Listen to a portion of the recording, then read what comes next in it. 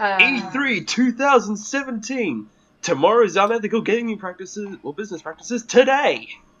Pretty much. You knew I was going to start with that. Yeah. We'll get into who we think won E3, I guess, after we covered everything. Yeah, and there's a lot of stuff. Like, on this Word document I have, which isn't even all the stuff, it's mostly just the press conferences and the Nintendo Treehouse, I've got 8 pages of games. Oh god. I basically covered the important conferences. Yeah, I think the only 2 conferences we skipped, looking at this Wikipedia page, was Intel, who apparently had a conference there. We literally just found out about this now. Yeah. And the PC Gaming Show. And Konami. Konami was on the show floor, they didn't have a conference. Oh, okay. So... A few things I want to get off the bat, though, before we start with EA. First, no Micro Machines. I am disappointed. I know. God. When we talk about, like, a Micro Machines game will be perfect, but... Well, missed opportunity, guys. Missed opportunity. Yeah. EA is, like... The whole conference was alright, but I guess it's just kind of good that EA started E3 then finished. I feel so sorry for that YouTuber. I feel so sorry for that YouTuber. You could tell he was panicking. Yeah. And it wasn't that much really to talk about for it. Like, at least this time they spaced out the sports game, so it wasn't just, here's the games most people here are gonna like. Like, here's all our sports games, now we're gonna close with something that you are actually all here for. Yeah, like, that's good. It opened up with Madden, which has this surprising new development in a sports game.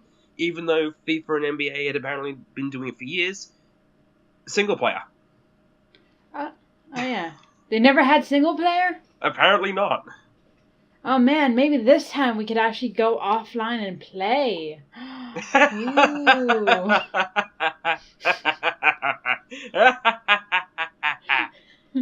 That's EA for you.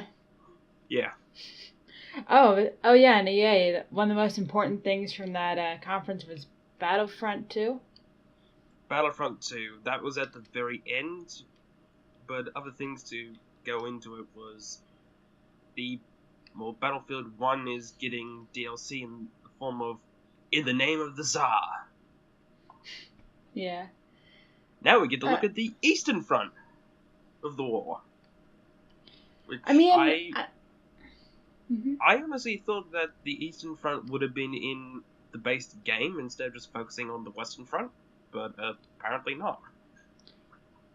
Is there going to be a story, or am I getting mixed up with another game? I think there is going to be some sort of single-player aspect to it, but it's going to be mostly just new maps, new weapons, new things you can control, etc. Right. I mean, on a shallow point of view, it's like, oh, this looks fun. Oh, wait a minute, EA's doing this. Yeah.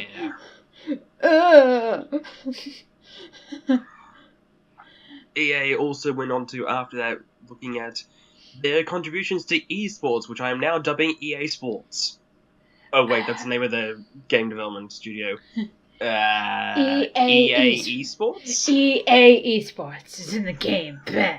This whole thing, this whole, like, E3 is just random companies. It's like, yeah, we could do esports. You could see us doing esports. And then it gets kind of ridiculous when we get to Ubisoft. Why is Just Dance an esport? I don't know. I mean, I was just kind of watching the pre-show waiting for Ubisoft, and there's some guy dabbing saying that Just Dance is an esport. I'm like, okay, you could just say that, whatever. Wait, what? That's actually a thing? Yeah, I was watching the pre-show, and they were talking about the Just Dance. Not even the 2018. Oh, I know what you're talking about. That's why my reaction when I heard it the first time was, wait, that's a thing? That's a thing people do? Yeah, apparently. I don't know.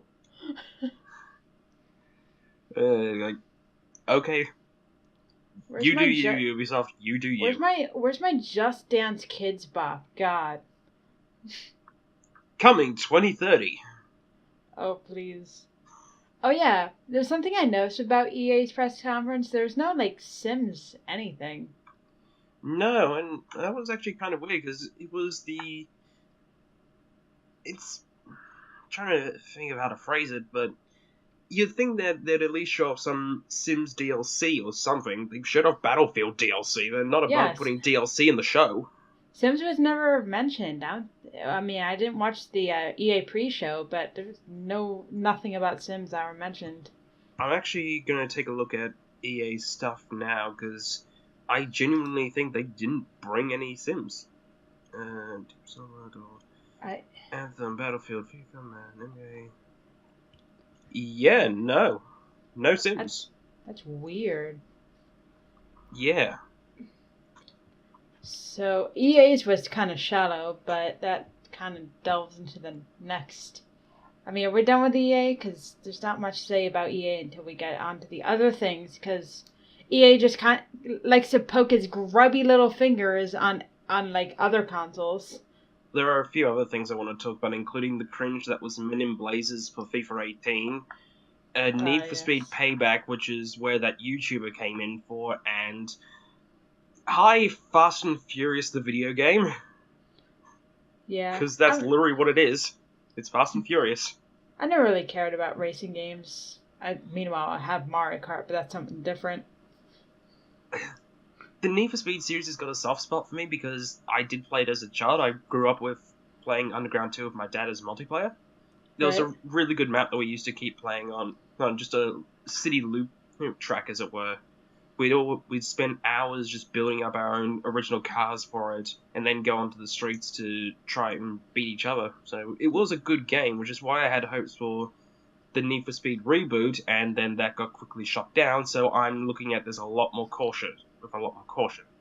Yeah, I mean, I'm not falling for it twice. Does it look any promising?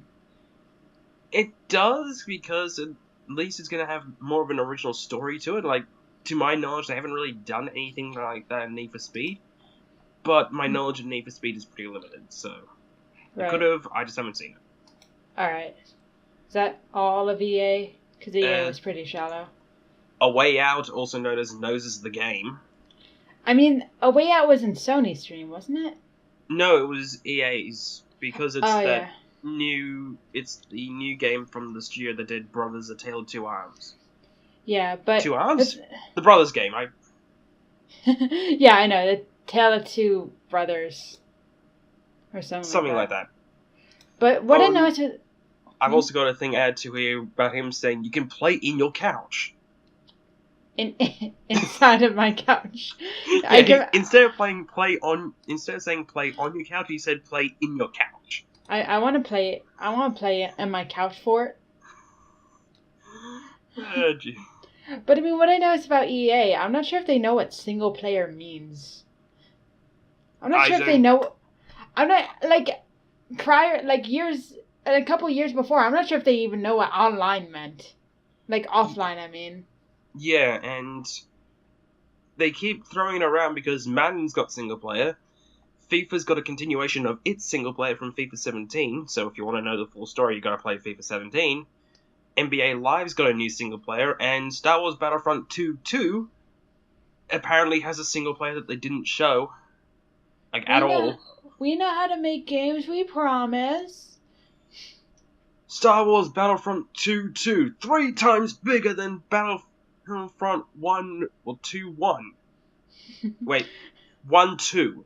That's what I meant. 1-2. The reboot Battlefront. Battlefront 1 had a lot of people talking about. Most of it positive. Which one? Battlefront 1-1 or Battlefront 2-1? I think Battlefront 1. I'm not. It was like the last one they made. The reboot, so 2-1. Yeah, so a lot of it positive, but a bunch of it constructive. Yeah, and you showed me a video about this the other day when it was like, a lot of it positive, flashes up one tweet. Hey, most of it constructive. That was great. Oh, it Yeah. was amazing. But I mean, what I'm proud of, like EA, but I'm like only half proud of it because they tried their best with this. At the beginning of the conference, they showed like a bunch of people's like feedback and like, oh, good, they're being more, feedback oriented. They're getting back to the people, and then they just flat out said, like, oh, we just got a bunch of YouTubers, and if they say good things about the game and only good things, they could stay and talk with us. Yeah. So baby steps, I guess. You're trying. You're trying there. Yeah. Though I will admit that Battlefront 2's multiplayer does look really fun. That's because I do still really like Star Wars, so seeing things like battle droids actually being competent, for a change. That's true. This game isn't realistic, battle droids should be idiots. They should march in lines. Okay, but what if they're like human-controlled droids? Then that's what they basically are, human-controlled droids. Yeah, it was a joke. Then they would be a little bit more confident. Yeah. The only other thing I have to bring up for that, and I had this problem mostly with the stream I was watching, being the GameSpot stream. There was a lot of static during the presentation, and that wasn't the only one. So I quickly stopped watching the GameSpot presentation versions of the streams. I mainly did IGN. The only GameSpot one I did do was, I think, Sony, and all they really had was a little, like, what was it? Some sort of audio error at the beginning, but they fixed it. Yeah. From Microsoft onwards, I actually went to the company's YouTube channel to watch the recordings of their versions of the stream, so I got to see things like Sony lovingly showing off what they did for the rest of the stage, when I really wanted to just focus on the trailers. I mean, it was cool what Sony did for the stage, because E3 is an experience. It's not just like showing off games. It was trailers. That's basically it. But I love Sony's what do you call it? The presentation. The stage and the presentation. I mean, are we really gonna cover Sony now? Because there's like we'll come back to it in detail for the games. Yeah, but it's like when some games like this, I won't say what it is right now because I have a lot to say about it because it's really annoying me. But when this one game come out and there's like trees and forest everywhere, I was like, God, Sony. And I love that one zombie game where you see that one zombie twitches on screen, all the other zombies hanging from the ceiling twitch. Yeah. That was pretty cool. Props on Sony. Nice attention to detail there. Yeah. But going back to EA, do you have anything else? Not really, because EA is so shallow. Yeah. The only other thing really was just the amount of cringe in it, like the YouTuber, the Men in Blazers. Okay, I really want to get into Microsoft because I'm looking at my own notes that I took during the show, and man, yeah, my notes look awful. Like I'm just reading 4K specs. Where are the games? Well, I found this image on Twitter a while ago. I've just brought it up, so I'll send the link to you. But it's like one Xbox box, one Xbox One, one Xbox One box, one Xbox One X, one Xbox One Xbox. Yeah, I retweeted that. That was great. Yeah. I don't like the name at all. I wish they could have just. I wish they could have just stuck with Scorpio, but no. Because that sounds like a good name. At least adds some variety to it rather than Xbox 360, Xbox One, Xbox One. I mean, if you want to keep the Xbox name, just call it Xbox Scorpio if you really wanted to. Yeah. But no, it's Xbox One X. Having like your names are getting worse than the name for the Wii U. Xbox One, Xbox One, Xbox One, Xbox One, Xbox One, Xbox One. Yeah, that's the best thing you could do with the name. Yeah. You can just keep looping that over and over again. I can't wait for their new console, Xbox One X Deluxe, or One Xbox XDX. One Xbox One X HD Supercharged TurboGrafx Edition. Yeah. Although, aside from names, I have a little bone to pick with Microsoft. Because they were saying, oh yeah, we have exclusive titles, and they just released a bunch of titles that are going to be on Steam anyway, right? Yeah. So also, no car lowered from Sky. I am disappointed, Forza. Yeah, but here's my solution for Microsoft. Instead of competing with consoles, why not just put out a gaming PC then a console? Because that would make sense. I mean, they're saying they have exclusive titles, which aren't even exclusive anyway. You could just get them on the PC.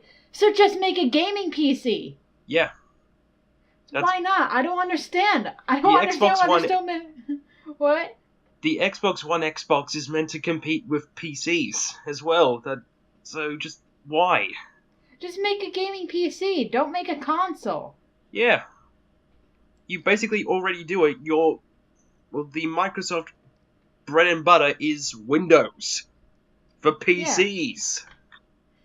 Yeah. I mean, I don't understand why they're trying to compete with Sony when they could just compete with other PCs. Well, apparently they're also now trying to compete with the Switch. Because there's no reason to compete with consoles if you're just giving us computer games. Yeah. Just make a Steam box. Aren't all video games computer games? Wait, what? If you're just going to give us computer games, isn't that the actual official name for what video games are? Computer games? I mean, yeah, but some games are just only available on their respective I knew what you meant. I just wanted to take a stab at that. Yeah. Oh, man. And Microsoft... What? They also showed off... I'm skipping Metro Exodus because... Do you care about zombies? No, not really. Assassin's Creed Origins, and the things I have for it are... Assassins came from Egypt. Xbon 1. Like, the guy actually forgot to add the extra X into Xbox. Yeah, I think somebody accidentally said Xbone during the conference. Yeah, that was in the Assassin's Creed. And also, Hawk Vision! Oh yeah, Hawk Vision. I don't know. I'm like, yeah, I kind of expected a new Assassin's Creed. I'm like, yeah, I'm not surprised in the slightest, honestly. At least Egypt's gonna be interesting visual-wise, because you can't have it as developed of a city as, say, France was during the Industrial Revolution for England, things like that. It's gonna be more of a natural setting for it, so that could be interesting. Yeah. Oh, I remember something when Minecraft appeared on stage. You can hear someone just screaming, "Yeah, Minecraft!" And apparently, I apparently know that YouTuber. I'm like, oh, James. Yep. There you go again. You screaming in public. Yeah, and they also showed off what they're doing for the Xbox One Xbox, and it's the shaders mod. They've added another mod to the game. It's the shaders mod. I've seen that visual style before. That is the shaders mod. There's no point. Hello? Skype. Oh god. I think I lost him. Hello?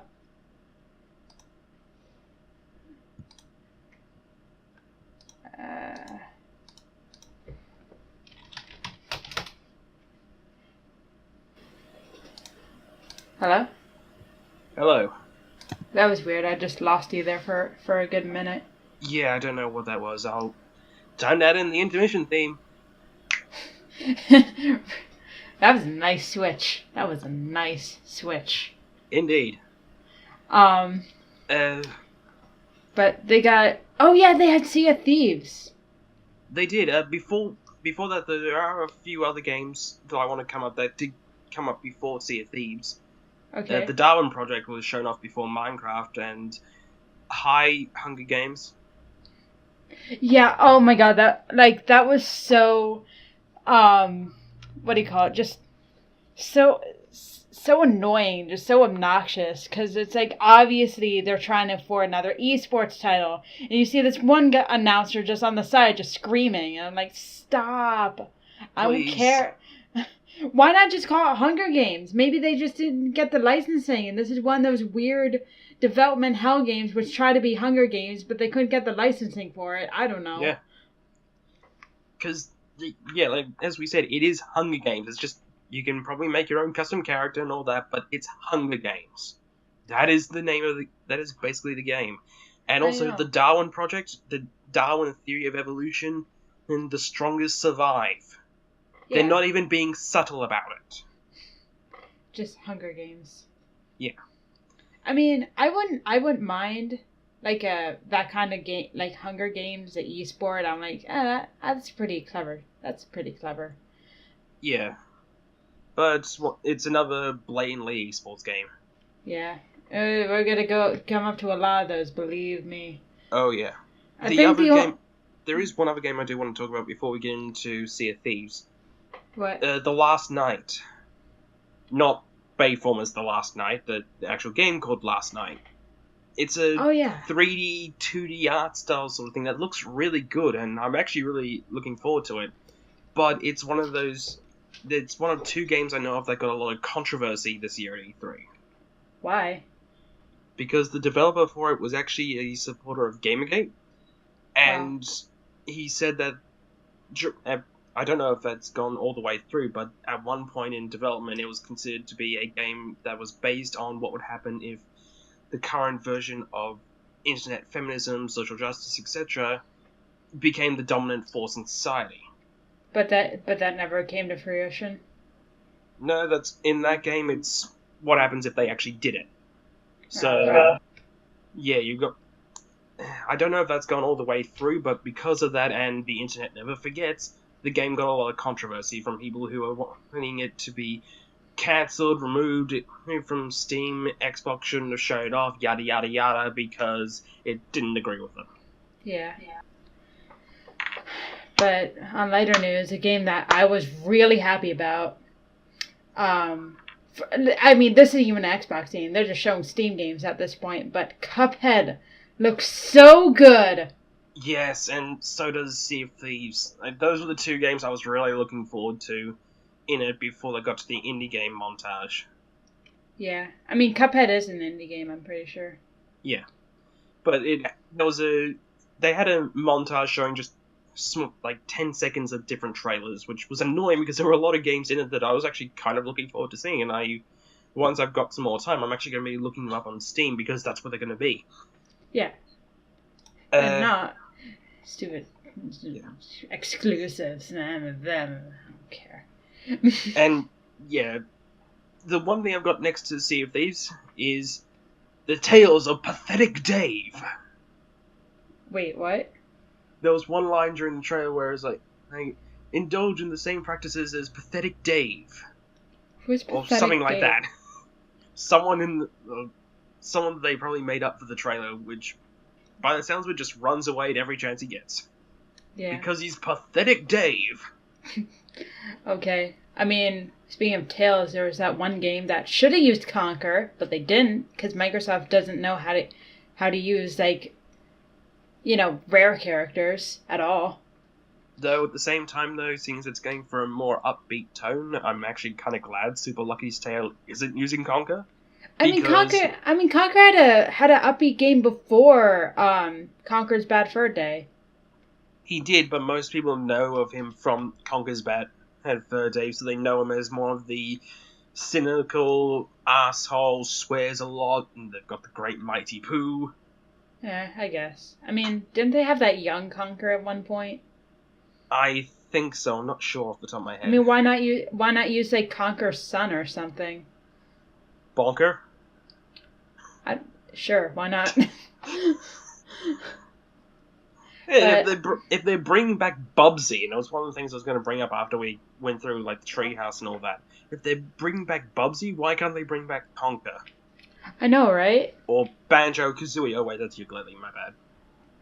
Whoops. Well, actually, technically, Conker got revived as well in ukulele because it's the gameplay of Banjo-Kazooie, the writing of Conker's Bad Fur Day. I mean, looking at Super Lucky Sale, it looks like one of those, like, N64 collectathon games. Like, that kind of feel to it. Which I'm so glad that style's getting brought back. Yeah. I mean, it's already been brought back with Ukulele, but done horribly, and Snake Pass, done better. And we're getting Super Mario Odyssey, which we'll come back to later on, because I get the feeling that's going to be one of the ones we're going to be spending a lot of time on. I'm so happy. Alright, but Sea of Thieves? That still looks really fun. I'm kind of happy, because Sea of Thieves is a Rare game, right? Yeah, it is. And before Banjo-Kazooie, when they're developing game, they wanted to make a pirate game. Yeah, this is going to be like the first pirate game. It's been 3,000 years. Yeah, I would love to play Sea of Thieves. Sea of Thieves just looks so much fun on multiplayer. It does, and that's one of the games where I'm fine with it being a multiplayer-focused game, because that looks like it's meant to be a multiplayer experience. It was built from the ground up to be a proper multiplayer experience, not like Battlefront 1-2, where it was, yeah, sure, we're putting all our time in the multiplayer. Wait, you guys wanted more content than if it was single-player multiplayer? Yeah. Oops. I mean, some other games I want to cover before we move on from Microsoft, because Microsoft showed a lot of games and it was awful. Yeah. Just the whole conference, I'm like, games are nice, but I was like, oh, kill me now. This is like 2 hours long already.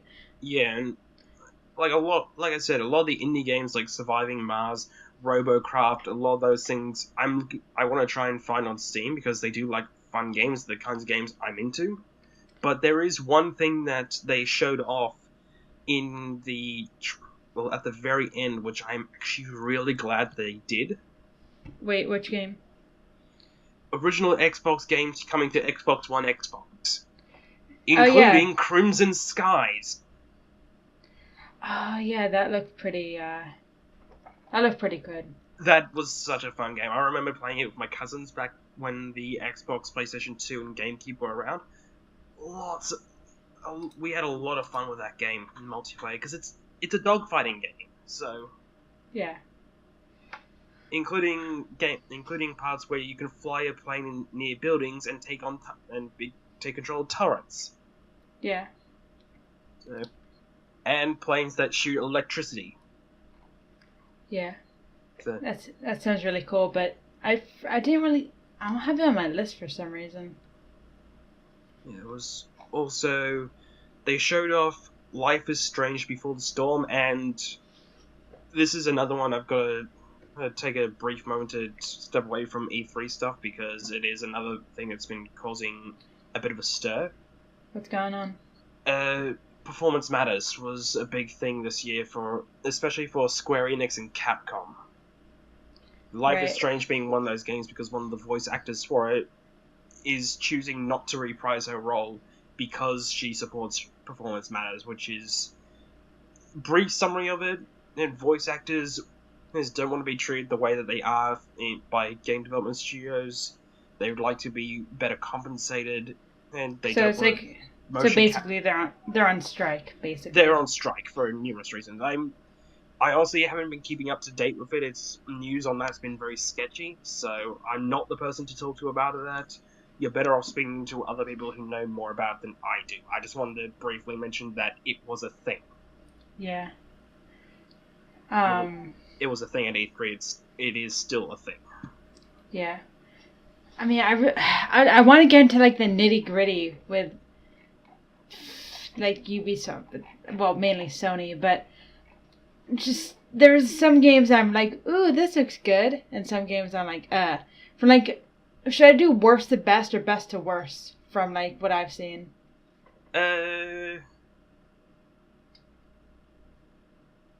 Worst to best. Okay.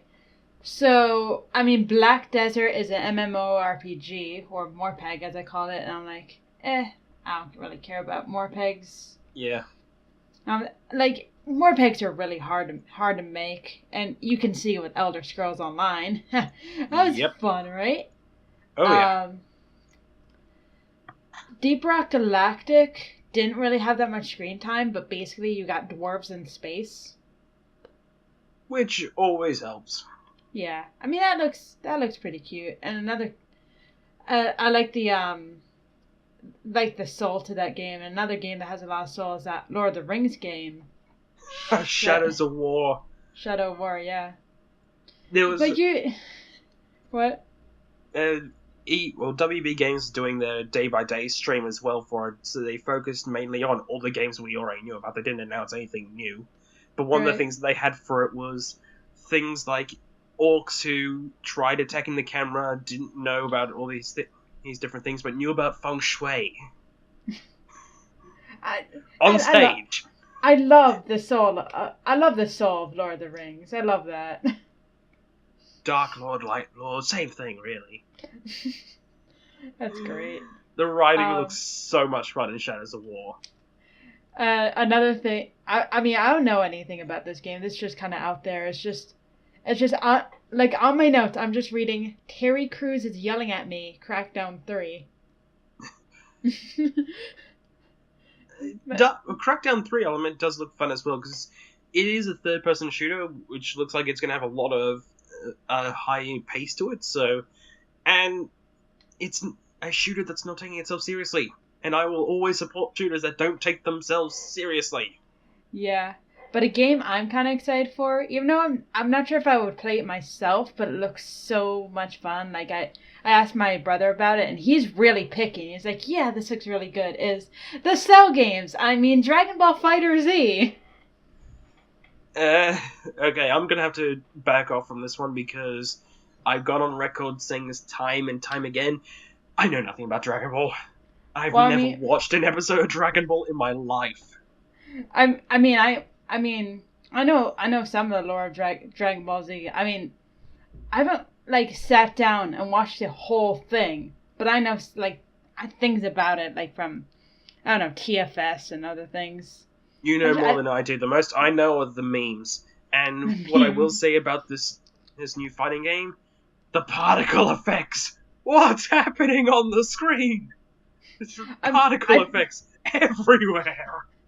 Is it distracting? It was a little distracting, yeah.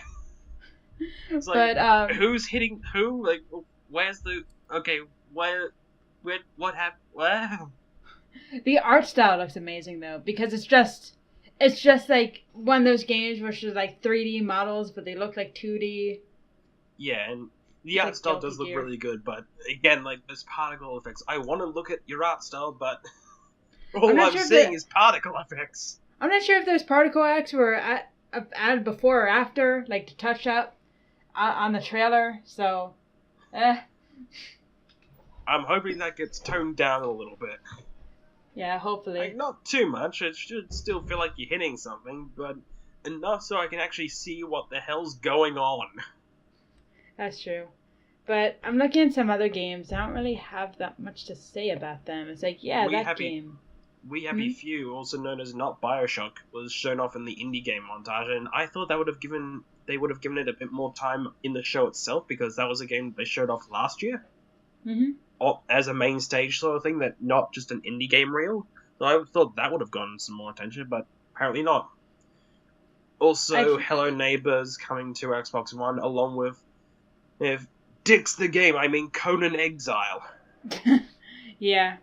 But again... Oh shit, just also advertising revenue. No! But again, why would you want one Xbox when you could just get on PC? Yeah.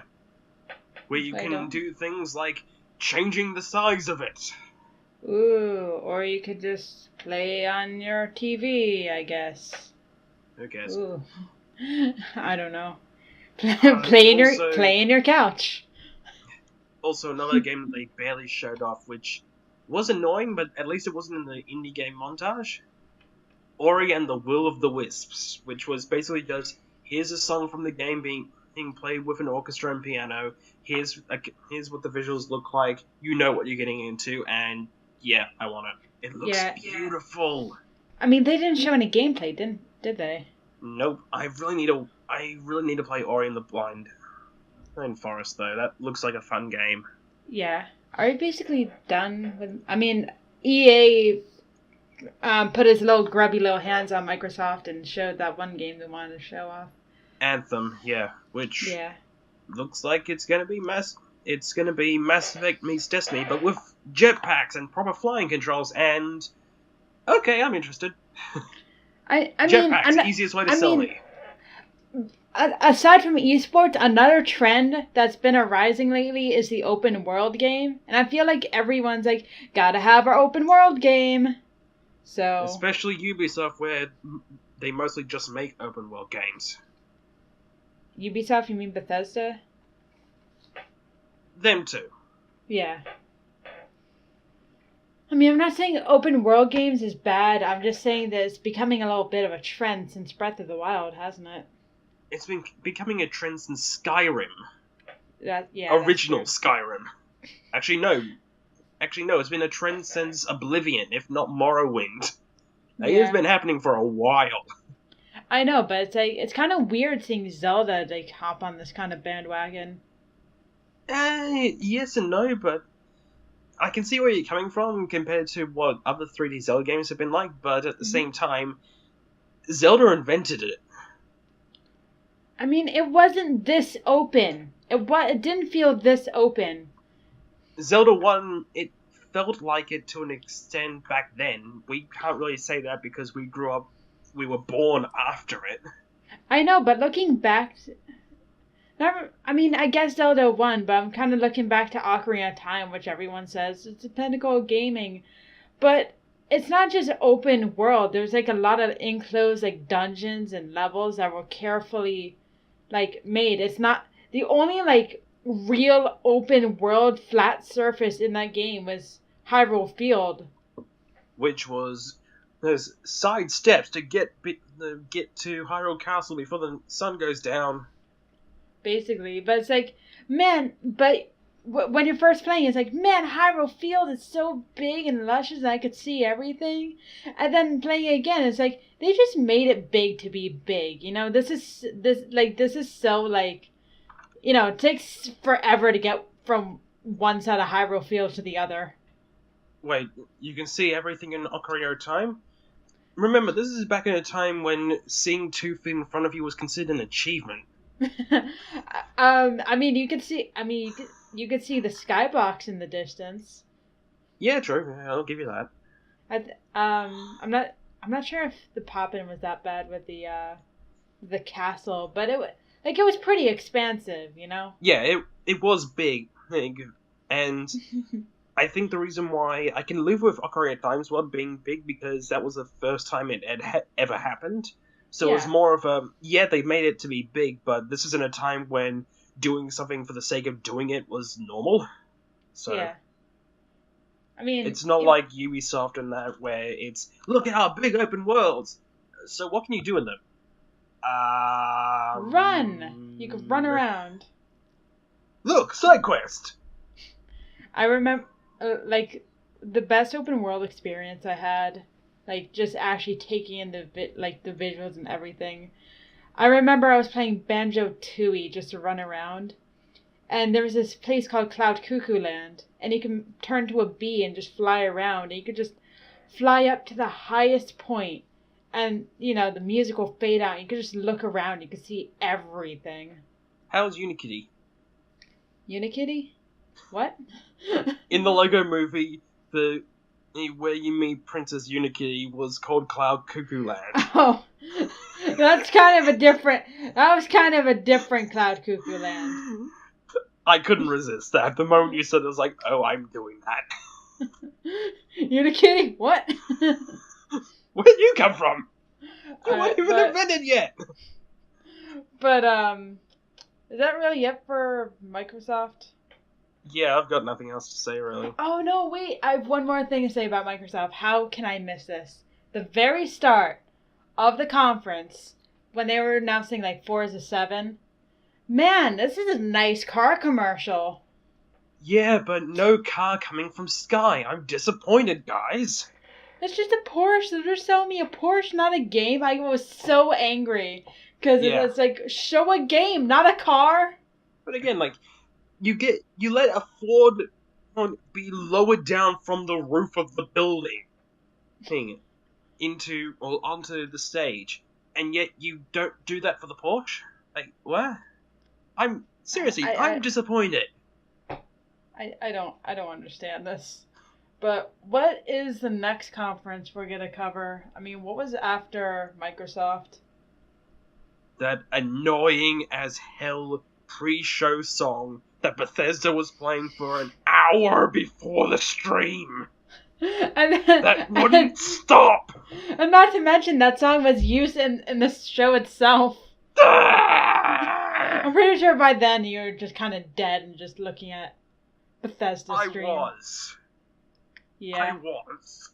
All I remember, I mean, I think Bethesda's like, in the middle of talking about the games, it's like, oh, Bethesda Land, that's cool. But then I randomly see Thomas the Tank Engine, and I'm like, is this because of that one Skyrim mod where you just spraying trains everywhere? Yep. That is the only reason why Thomas was there. Okay. No, I will still give Bethesda credit. They really love that 50s-esque art style and design, which I applaud them for. It's a nice style that they do it for. And Bethesda Land was kind of funny to look at. But again, that damn song! I mean, I like Bethesda Land. I didn't mind Bethesda Land. They got the 50s style from their Fallout series. It was like, wow, I can't wait for the 50th rendition of Skyrim. Speaking of which, Skyrim, but now with motion controls and a Master Sword. Why not? I mean, it looks alright for what it is, but still, how old is Skyrim again? 5 years, 6 years old now? Yeah, I want to say about 5 years, because it came out the same year as Sonic Generations and Skyward Sword did, which is the reason why I didn't play it the first time it came out. Yeah. So if I do I am planning on getting a Switch, I might get Skyrim for the Switch, because I'm better at completing RPGs on a handheld than I am on a console. Yeah, I can see that. Yeah, that's the only reason why I'm considering getting Skyrim Switch, is to give Skyrim another chance. Yeah, I know my friend's doing it because he lost his Skyrim for I forgot what it was. I think it was the Xbox or PS4 or something. But yeah, he's probably gonna get for the Switch because he loves the Switch. He loves Skyrim. Perfect. Yeah. I'm not saying what they're doing is terrible, but I remember seeing a tweet that summed it up perfectly. That said, I'm pretty sure Bethesda fell asleep 6 years ago, and the janitor keeps re-releasing Skyrim. Yeah, and we've had enough ports of Skyrim, guys. Could you get started working on that Elder Scrolls 6 you talked about 2 years ago that you still haven't started yet? Yeah. We're good. We're good. There's not just Skyrim. There's You're right. There's Skyrim VR.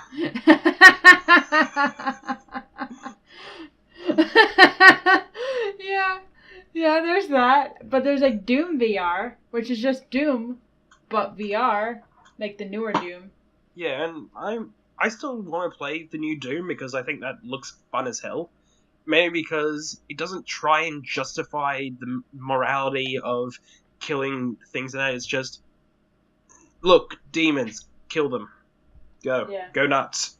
Pretty much, yeah. Just it embraces the nature of the FPS and the gore factor of Doom and just rolls with it. Yeah. There's a reason why people think that Doom guy is one of the best characters you can ever play as in a video game, even though he says nothing. You never even look at him. You look at him in the bottom, HUD. And you see him looking left or right. But that's all he does. And occasionally gets hurt. If you suck. Yeah, but the way you mostly look at him is when he's doing those ridiculously overdone kills. And just the embracing of the murder and the carnage. Yeah. But, other than Doom, they have Elder Scrolls Online. And Fallout 4 VR. Don't forget about Fallout 4 VR. Oh, yeah. I have it in my notes. It's just Fallout 4, but VR. Yeah. Oh my god. I just remember, I'm looking at my notes now, and, And not the pre-show, but like something right before the show is just all the employees that work at Bethesda, and I just have it And in the quotes. kids. Yeah, the kids. I just have it in quotes. My dad works at Bethesda. And it was also I think one of the kids was asked, "Do you play your parents' games?" "I'm not allowed." Yeah, that was cute. Yeah. Even though I don't think they showed barely anything new. It's just, hey, remember this game that we released so long ago? Now it's this. Oh, they did announce a few new things, like Dishonored: Death of the Outsider, which I didn't, until I looked at the Wikipedia article, I didn't know if it was an add-on for Dishonored 2, an add-on for Dishonored 1, a new game entirely. Which one is it? Add-on for Dishonored 2. Yeah. Oh, and They also had Evil Within 2, and Wolfenstein. before they showed off Wolfenstein: The New Colossus, they had that infomercial in that 50s-esque art style, and just looking at the traditional American setting for the 1950s, out in the woods, no real technology and all that, and then suddenly Liesel the gigantic metal dog. That was pretty fun. But you know, they're not being serious about this. It's just good fun. Yeah, and it's like with Wolfenstein: The New Colossus as well. It's the same thing as what they did for Doom, and just embracing what was so good about the original and just updating it to modern day. Yeah. Like, I think they said in a quote is that the stealth is not about how it's secretly moving around, it's how silently you can kill someone. Yeah. It looks good. I'm happy for Bethesda, but at the same time I'm kind of disappointed. Yeah, and I'm guessing it was okay, we haven't really got anything really big to show off this year, but hey, we brought some things you might like. Yeah, I mean that's cool. If you want to put up with that amazing pre-show music. But they did say something really good. At the very end, they're saying, everything you saw tonight will be out this year. Yes, which is always a good thing to hear at E3. Yeah, thank you, Bethesda. I mean, and one thing, Bethesda, you are lucky that in the next few days we get a song to replace that for all the right reasons. Yeah, I mean, Bethesda wasn't awful, but it wasn't the best. It was just kind of like the bread of the E3 show. It's like, okay. It's filling, but it's not flavorful. Yeah. Up next is tomorrow's unethical business practices today. Oh yeah, I was asking a lot of people on who won E3, and I think I have to agree with them here. Devolver In terms won. of just presentation, Devolver won. Yes. They didn't show off any games, so I think in terms of game releases, I think no, Nintendo they showed won. two games. They had two games. They showed two games. Two games that people already knew about. They didn't show off anything new. But in terms of the presentation, yeah, Devolver won. It's just like, oh man, I'm watching am I watching like some Adult Swim like show right now? Who let Robot Chicken into the live action studios, and how did whatever the abomination that they made get to E3? Cleared through E3 and put onto a live stream. That was amazing. And they had like a pre-show. Can you guess how long the pre-show was? About a minute. No, 3 hours. They had a 3-hour pre-show. What? Yeah, what did they do? I didn't watch the entirety of it, but they're just kind of sitting around, like, being silly. And at one point, there was, like, a music video with dogs. I don't even know what's going on anymore. I did not see the pre-show. All I saw was the main show. Me neither. They had a 3-hour pre-show. I didn't even know who Devolver was. Yeah, it's just... And they basically just went all in on the taking stabs at E3, like the over-enthusiastic crowd, which was just pre-recorded footage for the record, in case anyone was wondering. It was and then the presenter just goes, "Alright, bang, bang, bang, shut up!" Her nose was bleeding towards the end, like screaming. Oh my god, it was amazing. Including having her head explode. Oh yeah, in the middle of it, it's like, do you ever want to like throw your money at the screen, but the money never ends up in our pockets? Here, have this magical monitor, and then the guy's like, through screen technology. The guy just reaches his arm and just like. Oh, there was also Devolver Digital's earliest access. The whole thing was so good and a great stab at like not even just E3 but just like video game creating in general. Here we're gonna have Suda 51% for you. Hi, I'm Suda 51 and wait, who the fuck is Devolver Digital? I don't know these guys. I've got things to do. I don't have to work. I don't have time for this. Also, Devolver Digital comment created content. Oh god. Like, pretty much. Have you ever liked this game and think that you could do something better about it? All you have to do is just write your comment in and suddenly it's now in the game. You want to dual wield? Type it in. Look, now you can dual wield.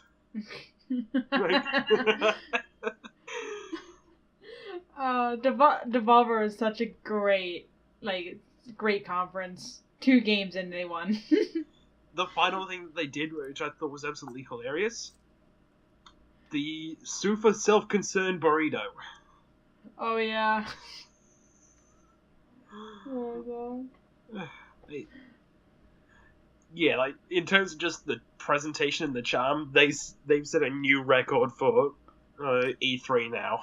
Yeah. Just taking stabs at everything. Yeah. Oh my god. Okay, I think up next is Ubisoft, because there's not... I mean, Devolver is great, but other than, like, the presentation, there's no games you can really talk about, because we don't really know the games. Yeah. The things I've been with their pre-show was Ubisoft listens to smoke signals, Ubisoft listens at all, Steep as jetpacks, Just Dance Esports, and self-aware Ubisoft is boring. Yeah. And dabbing. Don't forget about dabbing. Oh, and also the fact that they make fun of people who are making fun of their new logo looking like a white piece of shit. Oh, yeah. I mean... Again, self-aware Ubisoft is boring. We want to make fun of you. Don't make fun of yourselves. That's our job. Pretty much. I think Ubisoft was pretty... what do you call it? Just... there's heart to it. You know, I'm kind of excited for some of these games, actually. Yeah, same with me. But yeah, like things like Mario and Rabbids Kingdom Battle, the cringe. I mean, I would get, I could see Rabbids and Mario being like a surprisingly good game. I could see... Yeah, and after seeing it in like the treehouse and that, it looks like it could be a pretty good game, but where did this come from? It just came out of nowhere and it looks surprisingly good. Oh yeah, and other things for it. Here's what I've got this quoted. Don't make a jump game. That is why we can't have a proper Mario and Sonic crossover. That right there. Yeah. Pretty much. I don't understand why plus Mario. I don't understand why it's Rabbids. I don't understand why Rabbids is still relevant. Nor do I. And the only Rabbids game I actually had any interest in playing, which I still want to, I just need to either find a copy of it or find a hard drive so I can run it on my Wii, is there was this Wii game called Rabbids Gone Home, where the whole point of the game was to get as much trash as possible to build a tower to the moon. That sounds great. Yeah. But I would say one thing about Rabbids plus, what's it called? Mario plus Rabbids Kingdom Battle. Yeah, I said Rabbids plus Mario, but I guess can't just say Mario and Rabbids. Yeah, that's what I prefer to call it.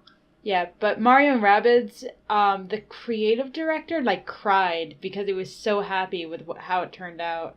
That's Beyond Good and Evil 2. Oh, wait, was it? Yep. No, that was Rabbids and Mario. No, the crying happened for Beyond Good and Evil 2. No, I think I'm gonna look it up. I'm pretty sure it was just Beyond Good and Evil 2, and oh yeah, Beyond Good and Evil 2 was finally shut off. Yeah. How long was that in the development? He's been trying to get it through since Beyond Good and Evil 1 came out for the PS2 GameCube era. Right. Also, it was Mario plus Rabbids. I just looked it up. No, he did actually cry. Yeah, the creative director for that game cried. I'm sure the creative director was like really happy with how Beyond Good and Evil 2 went out, and it looks really good. I honestly didn't notice the crying for Kingdom Battle on it. I genuinely did. I must have missed that. Yeah. I saw it like floating around Twitter too. It was like, I mean, I'm not like gonna throw Rabbids and Mario out just because it's Rabbids, but it looks good. Yeah, it's something I need to look more into once it comes out. I can see reviews and all that. Yeah. I've got nothing else to add to Assassin's Creed Origins, because we did that before. The Crew 2 was shown off, why was the Golden Gate Bridge in the sky? I don't know, cause it like peaks over clouds. Yeah, but it was upside down in the sky. Oh. It was Doctor Strange levels of world warping. Well, maybe you're upside down, flying. Well, then what's the right side up? I don't know. I will admit, though, I am interested in Crew 2 because I was interested in Crew 1, and they've added in water sports and air sports, so, as Yahtzee from Zero Punctuation would say, fucking sold! Yeah. I like flying in video games. What do you want from me? Yeah, I mean, I can't really add to the Crew 2 because I don't really know what it is. Racing game where the US is your playground. That was the concept of the Crew 1, at least. Oh, alright. There was also South Park Fractured Butthole, and to quote something from the pre-show... What? Too many strip club references. Yeah. I mean... What? The developer for Fractured Butthole, he sent his team out to all these different strip clubs, and they kept sending him back pictures. More pictures than he'll ever possibly need for the game. It's it's for research, I swear. Research. But Fractured Butthole looks pretty good. Yeah, I love Stick of Truth. I'd say Stick of Truth was good but simplistic, and I think this is what this game is going to be with it. Even though it's going to have a new like a new battle system. Yeah. If it doesn't get censored here, I'll give it a look. But if it is going to be suffering from the same fate as Stick of Truth, then I'll probably just skip it because, yeah, I'd rather see what the full game is rather than this is where the game should have been, but we're going to put a crying koala. Yeah, pretty much. I mean, maybe because of that, then maybe cut down on some things. You okay? Yeah, just had to blow my nose. What did you say? I mean, maybe because of that, they might cut down on some things, or not, knowing them. This is Trey Parker and Matt Stone. Yeah, they won't. They won't. Or maybe they're gonna go above and beyond. They're just gonna make it a U.S. exclusive at this point. I mean, yeah. I know they're not, but it's just, oh god. Here's Stick of Truth. Well, here's Fractured Butthole for $10. Put Hugs in Australia. Puts it in. This is where the game should have been, but here's hundreds of crying koalas. I mean, maybe South Park Phone Destroyer won't be that bad, or maybe it will. I don't know. Oh yeah, that was shown off too. Yeah, when it first showing the smartphone, I'm like, is that Trey Parker? Yeah, yeah. Apparently it was. Yep.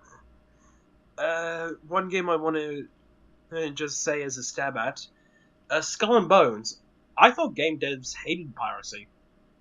Ha. Ba-da-ba-ba-ba-ba. I have it in my notes as not as good as Sea of Thieves, to be honest. Yeah, it doesn't look that good. Yeah, I mean, it's just... Out of the two of them, I'd rather get Sea of Thieves. Yeah, Sea of Thieves looks more fun. Yeah. Because Sea of Thieves doesn't take itself as seriously. Yeah. Again, to go back to the thing with Sea of Thieves, and I've got to scroll all the way back up because of how much stuff was shown up, so I forget what it was.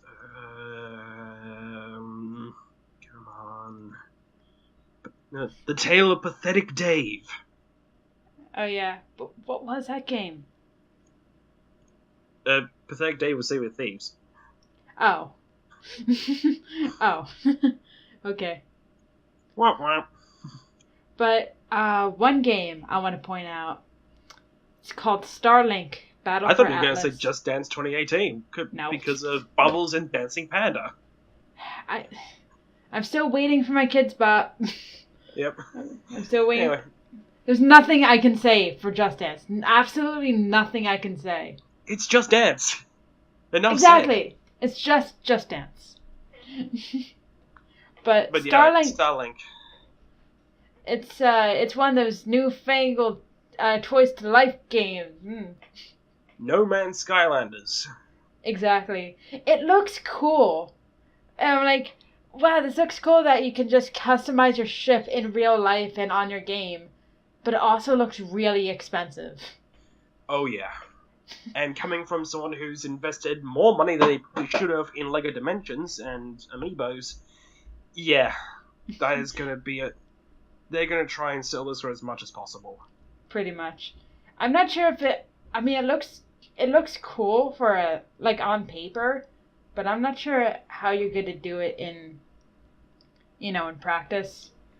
I'm going to wait for more information on this one because I like space games, I like flying games, so I am interested in this. It's just, I need to know how they handle the Toys to Life aspect for it. Yeah. And that's what this game is going to be made out of. It's like, for the Switch and Toys to Life. So, there we go. Also, PS4 and Xbox One. Yeah. This is Ubisoft. They don't make exclusives. I thought they were using a Switch during this. They were, but they were also using a PS4 controller in that as well. Oh, okay.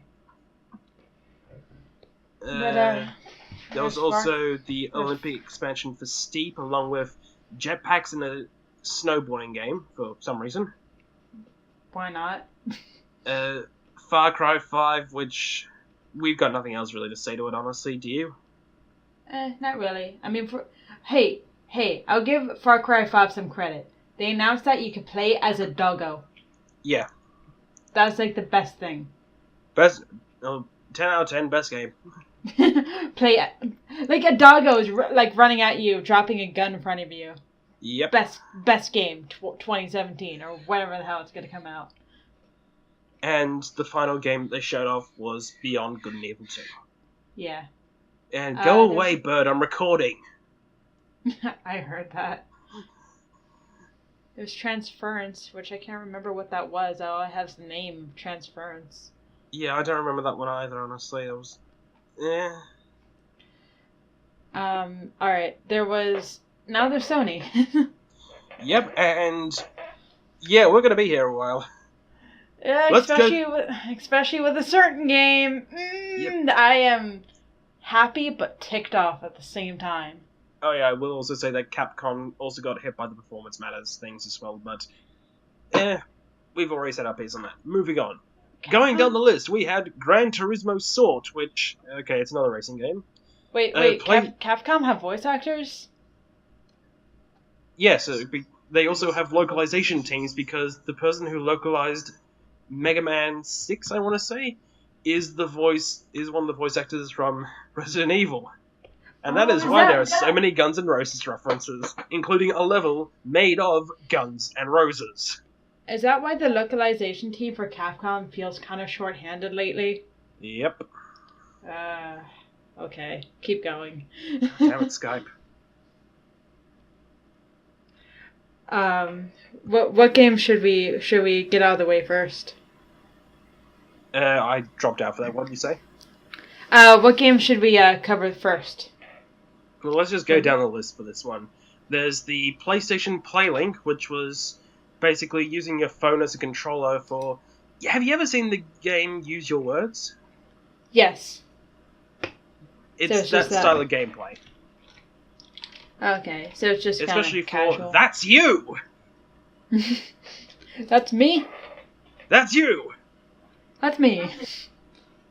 There was also Metaphor, which I don't remember enough about. Everybody's Golf, which was a golf game. Yeah. They had a thing at about research and development at PlayStation.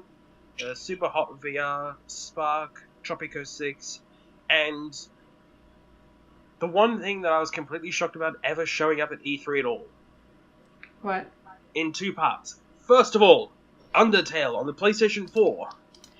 But that's not the most shocking thing of all. The What? most shocking thing of all was that they mentioned the Vita. Oh my god. Even though it was basically the Undertale trailer going, oh, hey, look, it's coming off the PS4. Oh yeah, it's coming off the PS4. And Vita. Yeah. It's coming out for the Vita. I don't know. Seems like an easy game to like. Undertale seems like an easy game to just like like put on any console really. Yeah, and I'm pretty sure Microsoft and Nintendo are going to be trying to get it onto their consoles as well.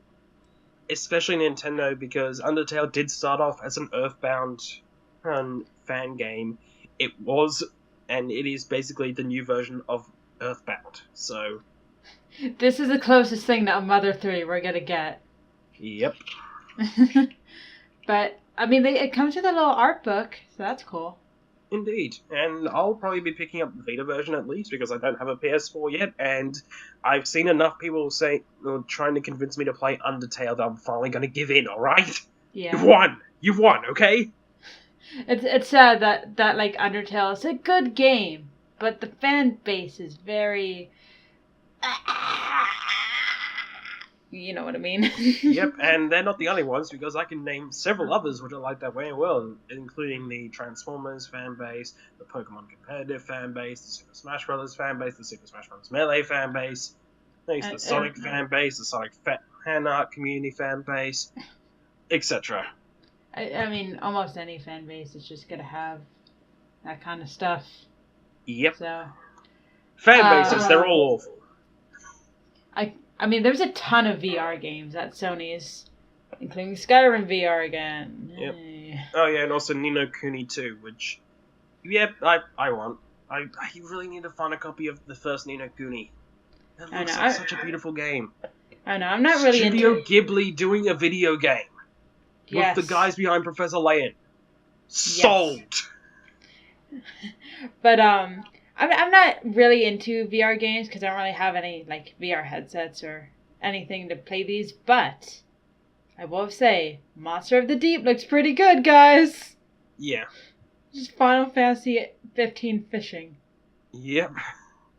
But also, all that so far, aside from Final Fantasy fishing, that was all PlayStation's pre-show. Yeah. Let's get to the real show. Okay, so can I talk about the game that I'm like really iffy about right now? What's that?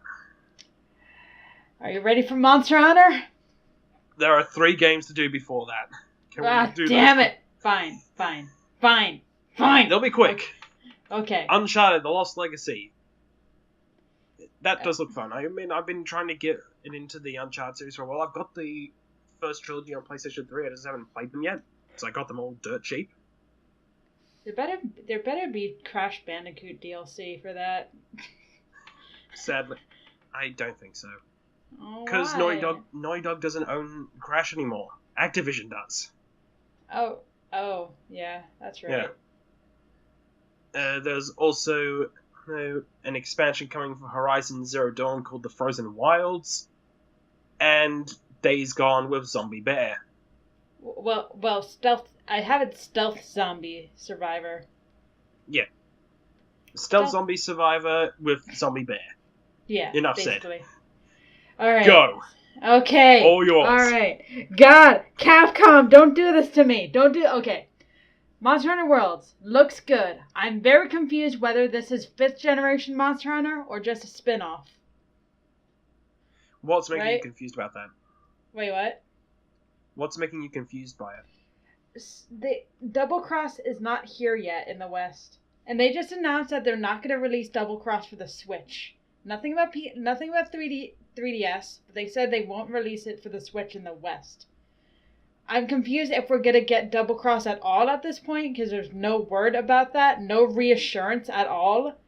And now they have Monster Hunter World, which I'm very confused whether this is 5th gen or even a spin-off, because it doesn't say Monster Hunter 5.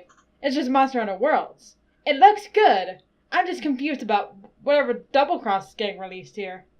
I will say for Double Cross, I think the only reason why they haven't said anything about that yet is for the same reason as to why Bethesda didn't say, hey, that Skyrim for Switch was coming until this E3, because they want to get Monster Hunter Stories out first and let people spend some time with that before announcing Double Cross coming out here.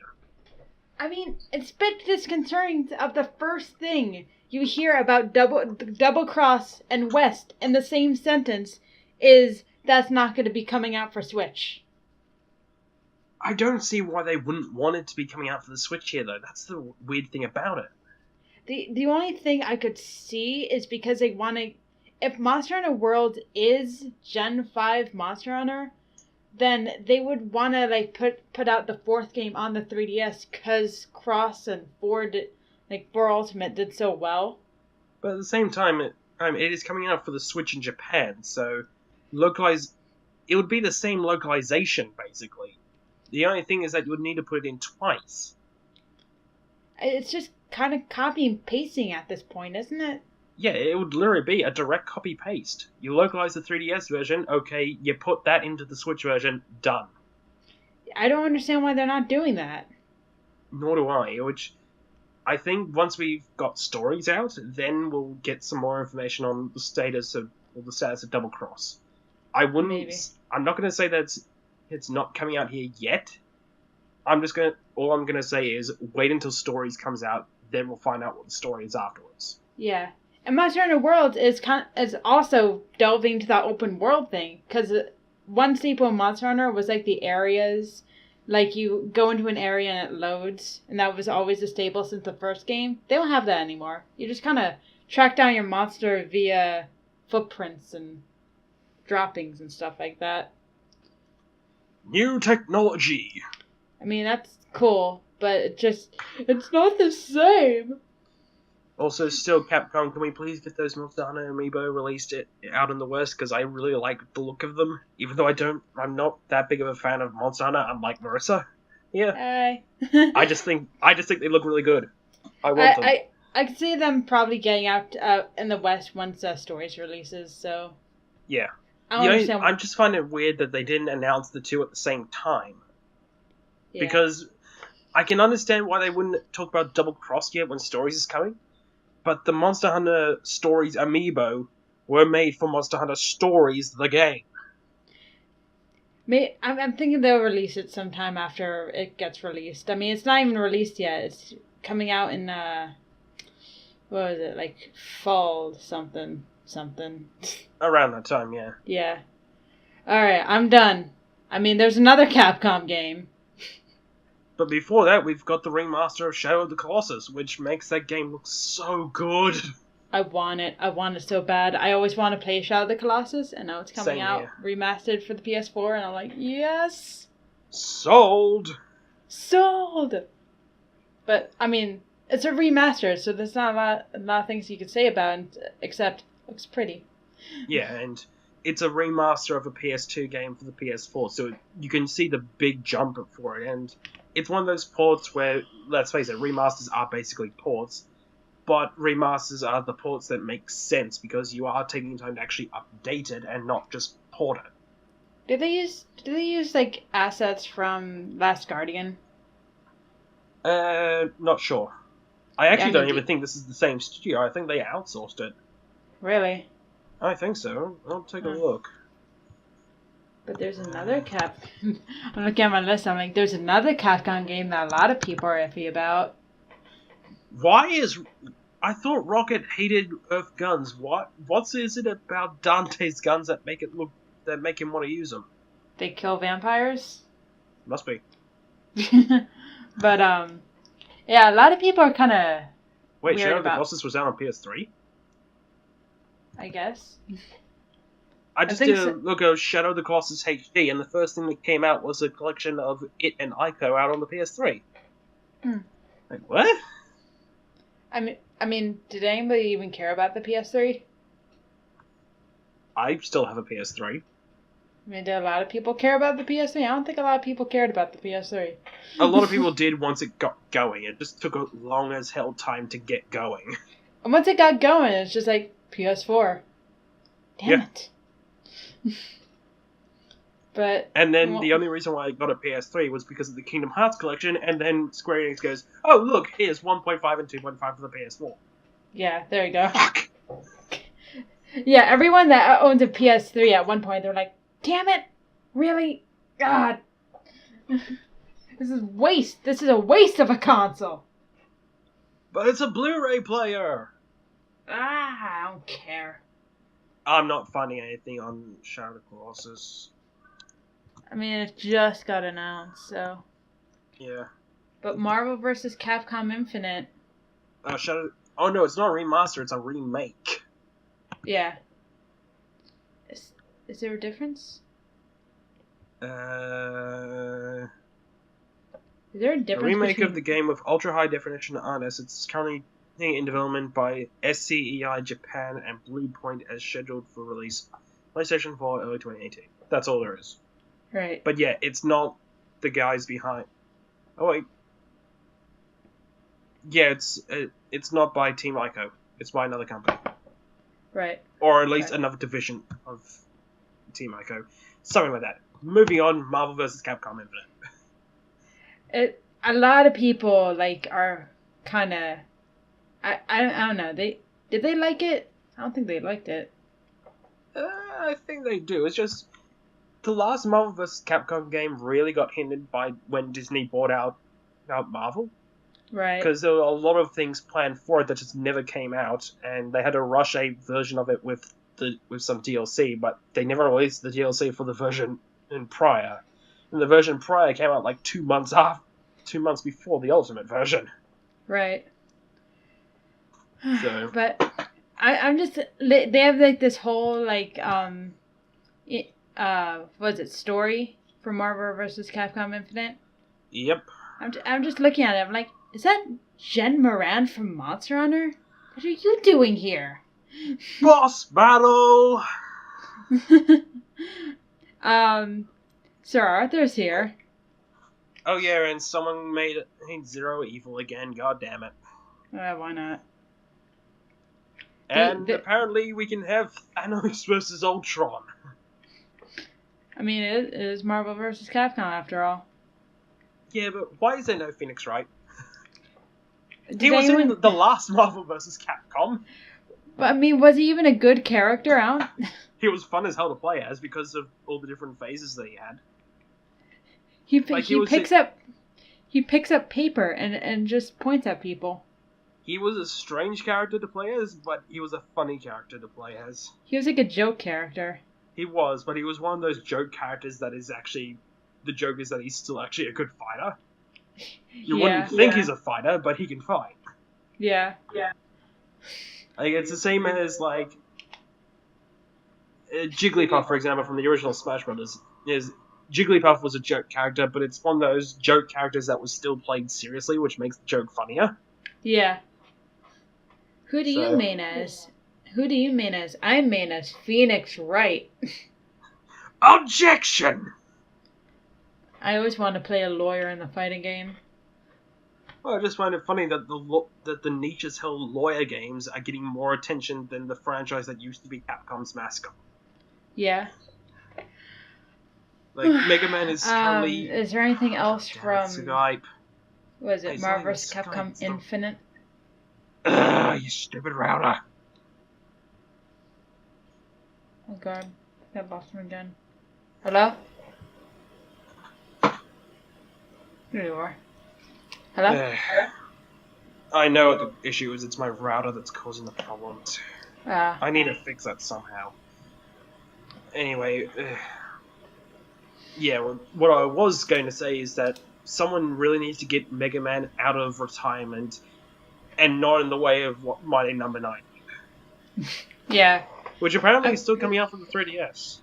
I mean, Mega Man's confirmed for Marvel vs. Capcom. Mega Man X is confirmed. Yeah, I mean, it's something. Yeah. Hey, Capcom, where's Mega Man? I'm pretty sure Capcom has Mega Man kind of buried in the backyard somewhere. Probably.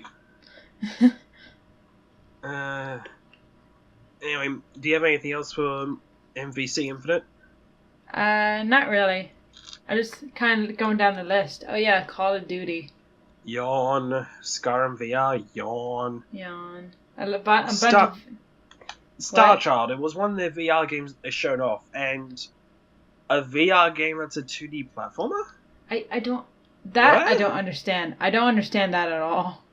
Nor do I. Yeah. I've got nothing really for The Impatient or Monsters of the Deep Final Fantasy 15. But fishing! Oh yeah, of course, best game ever. What was... I forgot what Bravo Team was. I do as well, along with Moss. The only other one I've got is Dad of War. I got a dad.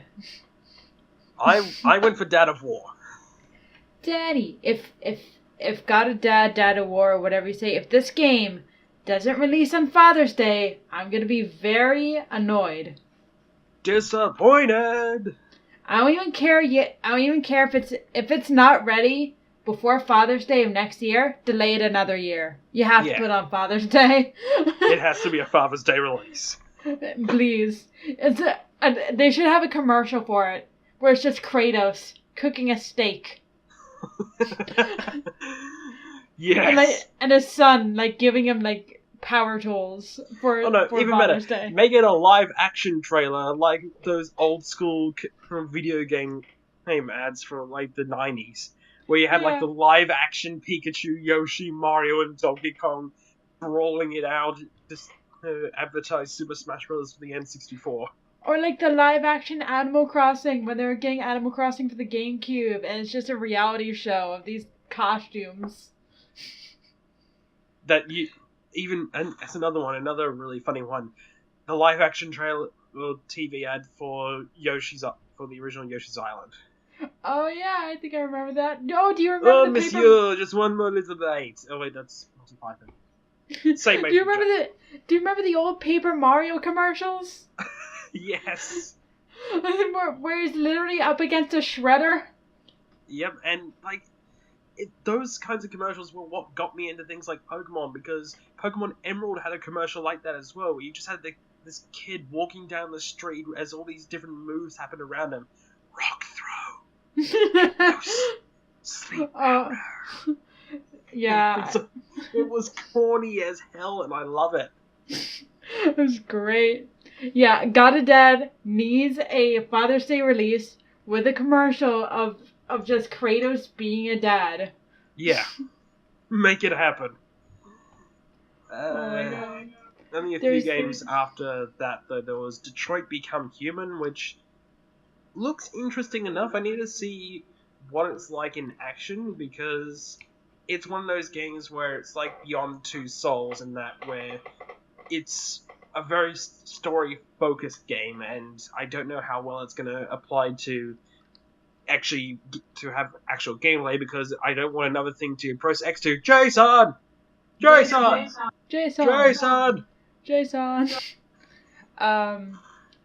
really have much to say about Detroit Become Human. I mean, it's is this Deus Ex or no? Sort of.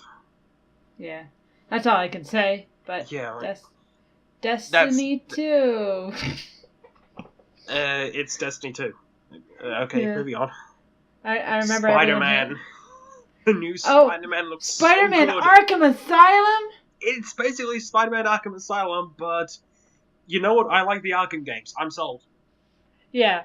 I mean, it's not even Marvel and DC. It's totally different, but... Whoops. It's also by the guys who did Ratchet and Clank. I mean, it looks good, right? Yeah. And the one thing about it as well, which is the one thing that it's going to have over the Arkham games, that little thing at the end where the guy's going, "Hey, you coming, Miles?" if Miles Morales is playable along with the other Spider characters, done.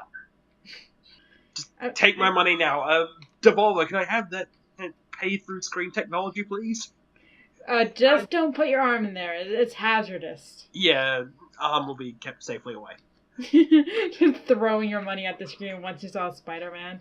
Like, Yep. when I saw Spider-Man, I'm like, ooh, I know who let this. Yeah, because like I said, I've really enjoyed that style of gameplay, and it's that style of gameplay. That's all it needs to be. Yeah, it's Spider-Man. It's more agile than Batman is, but that's because Spider-Man's a more agile character than Batman. Yeah, I mean, it's stealthy Spider-Man. It's perfect. Yeah, completely perfect. Except Spider-Man's in a red suit, and it's not, and that outfit is not stealthy at all. But you're trying, Spider-Man. You're trying, Peter. Just don't put on the black suit. Trust me, don't put on the black suit. Bad things happened last time you did. Good job, Peter. and also apparently Knack 2 was confirmed. Knack 2. Oh no, that's kind of a joke right now. Yeah, I'm actually looking up. It was actually confirmed. I just never saw it. Yeah. Knack 2. Yeah, this is great. But that's it. But Spider-Man. What? It's meant to be released in September this year, and there's no box art. There's no. The Wikipedia page is one of the shortest pages I've ever seen on Knack 2, and it's meant to be coming out in September. Knack 2. Perfect. No, you don't even have to say anything. It's just Knack 2. And it's being written by one of the God of War writers. Are you serious? Oh my god. I'm serious. That's great. Marianne Krosick, a writer for the God of War series of video games, joined the development team to write the story script of Knack 2. It is scheduled for release September 5th, 2017. Perfect. Can we just have Knack just killing a bunch of people in God of War style? That would be hilarious. Please, Kratos DLC for Knack 2 now. Kratos was DLC in Shovel Knight, so I don't see why not. Yeah, I don't see why not either. Anyway, Spider-Man was the last thing from Sony, right? Yep, and now we come to the... I hope you're comfortable, kids. We're gonna be here a while. Hey, we're mainly Nintendo fans. Here is Nintendo. Sit tight. Grab some popcorn. We try to hide it, we really do. But it's a little hard to hide that sometimes. We're not biased, we swear. Totally not.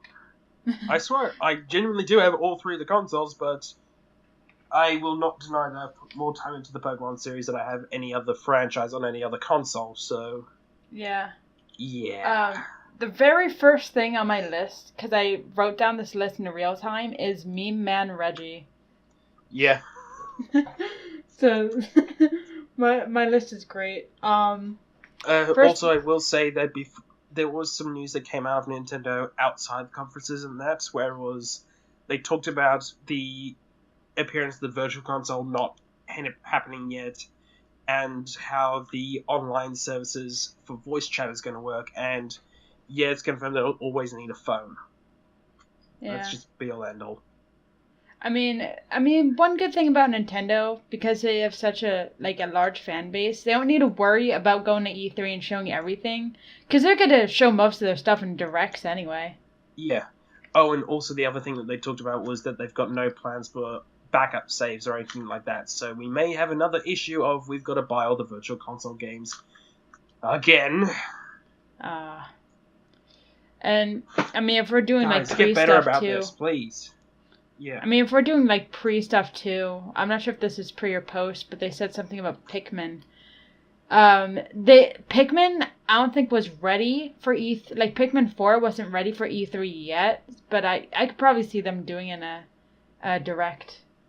I think it's going to be a 2018 game for E3 in terms of stuff like that, because Pikmin feels like it's a better suited game for a year 2 release, where You've got some heavy hitters, but you don't need too many, and you mix in some of those smaller titles in along the way. Yeah. I mean, hell, maybe Pikmin will have an open world game. Open world Pikmin. Oh god. Wait, actually, it wouldn't be open world then, because open world Pikmin would be the size of my backyard. Yeah, that's open world Pikmin. So, it's big enough for Olimar. Yeah. Okay. Going into the presentation itself, before the treehouse, there was Xenoblade Chronicles 2, which is she the sword? Does she power the sword? What's her connection? Why is she called a sword? What? Wait, what? This is oh man, I love Soul Eater. I don't know. Yeah, that was my one question for it before the treehouse itself was, is she the sword? Is she the soul of the sword? Does she power the sword? She's connected to the sword. That's all I got out of it. Yeah, she's got some connection. She's got a connection to the sword. Actually, they showed off in the treehouse later. She powers the sword. Yeah, I saw some complaints. It's like, I don't like this character. He's not Shulk. I'm really feeling it. No, I'm not feeling it. I'm really feeling it. I mean, it does look nice. Whoops, sorry. It does look nice. But that's yeah. And the one thing about Xenoblade Chronicles 2 for me is that this was designed for the Wii U first and foremost and ported to the Switch. There was no way they would have had enough time to make a game on this scale this quickly. Yeah. This has been in development since the first one came out on the Wii. Yeah. We got... Oh my god, I am so happy. Kirby 2018. Bring back Darth Kirby. Bring him back. You know you want to. Bring him back. My favorite part of Crystal Shards is combining, combining, what is it? Copy abilities. Copy abilities. That was so fun. I don't understand why they didn't bring it back for any other Kirby release. But now it's here. And they also brought back the making up your party from Superstar. So you've got those two aspects as well, and that's just... Oh, I want this game!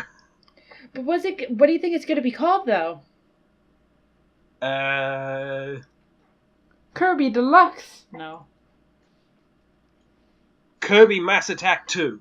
No. I mean, what was the Wii... what was the Wii game called? Kirby Return to Dreamland? Or Kirby's Adventure Wii. Depends on where you are. I prefer to refer to it as Return to Dreamland. Yeah. So if the last one is called Return to Dreamland, this one is called Kirby Return to Dreamland. Like Kirby returns to Dreamland yet again. That's the title. No, you're thinking too hard about this. Reference the original titles. Kirby Return to Dreamland 2. I mean, I guess, but why not just call it... Well, there was a Kirby Dreamland 2, so Kirby Return to Dreamland 2. Okay. Ultra. Okay, no, here's the title. It's Kirby Return to Dreamland 2 Crystal Shards of Superstar Ultra. That works. There we go. Or maybe it's Kirby Generations. I don't know. How can you have Kirby Generations? There's no old school Kirby. Do you have, black and white Kirby? You have pink Kirby and white Kirby. Bomb on Kirby. Yes. Game & Watch Kirby. Yes. Oh yeah, the next thing that was up on the stage was Pokken Tournament DX, which... Not much really to talk about for it. It's got a couple of extra new characters, and I got confused about one thing because I actually played Pokken the other day. Sceptile was actually in the base game, so that's why they didn't talk about him. What? Sceptile was apparently in the base Wii U game. I thought he was a exclusive to Japan, so No, Sceptile was in the base Wii U game, and it was also the worst character. I hate fighting him. Stop. Yeah. Stop grabbing me. Stop grabbing me. Stop grabbing me. Oh, then you're gonna hate Empoleon then, based on what they did at the tournament. That grab is brutal. Yeah, I watched that actually. God. No, but I mean, like, half of Septile's moves are just grabs. Oh, fun. Yeah. I like Darkrai. Darkrai looks really cool. Yeah, I want to play as Darkrai. Yeah. They also didn't show off Ultra Sun and Ultra Moon at all at E3. The They only weren't there. the only thing of any core Pokemon information is just kind of reinsurance. They just kind of phoned in the director for Pokemon. Is like, yeah, we're making a core game for the Switch. It's just reassurance. Don't. Yeah, and I actually found out something from Joe Merrick's Twitter page the other day, because I didn't even know about this. This was announced before I even got into Pokemon. He said that it actually doesn't mirror what they did for Gen 4. Mm-hmm. Or where they said to people, yeah, it is coming out for the Nintendo DS. So, if they're doing a mirror for that, then there are people who are going to be making that connection of, yes, Gen 4 is coming to Gen 8. Yeah. Which, let's face it, people, this is going to be Gen 8. Yeah, I think the first core game we're having for the Switch shouldn't be a remake, but it's just going to be Gen 8.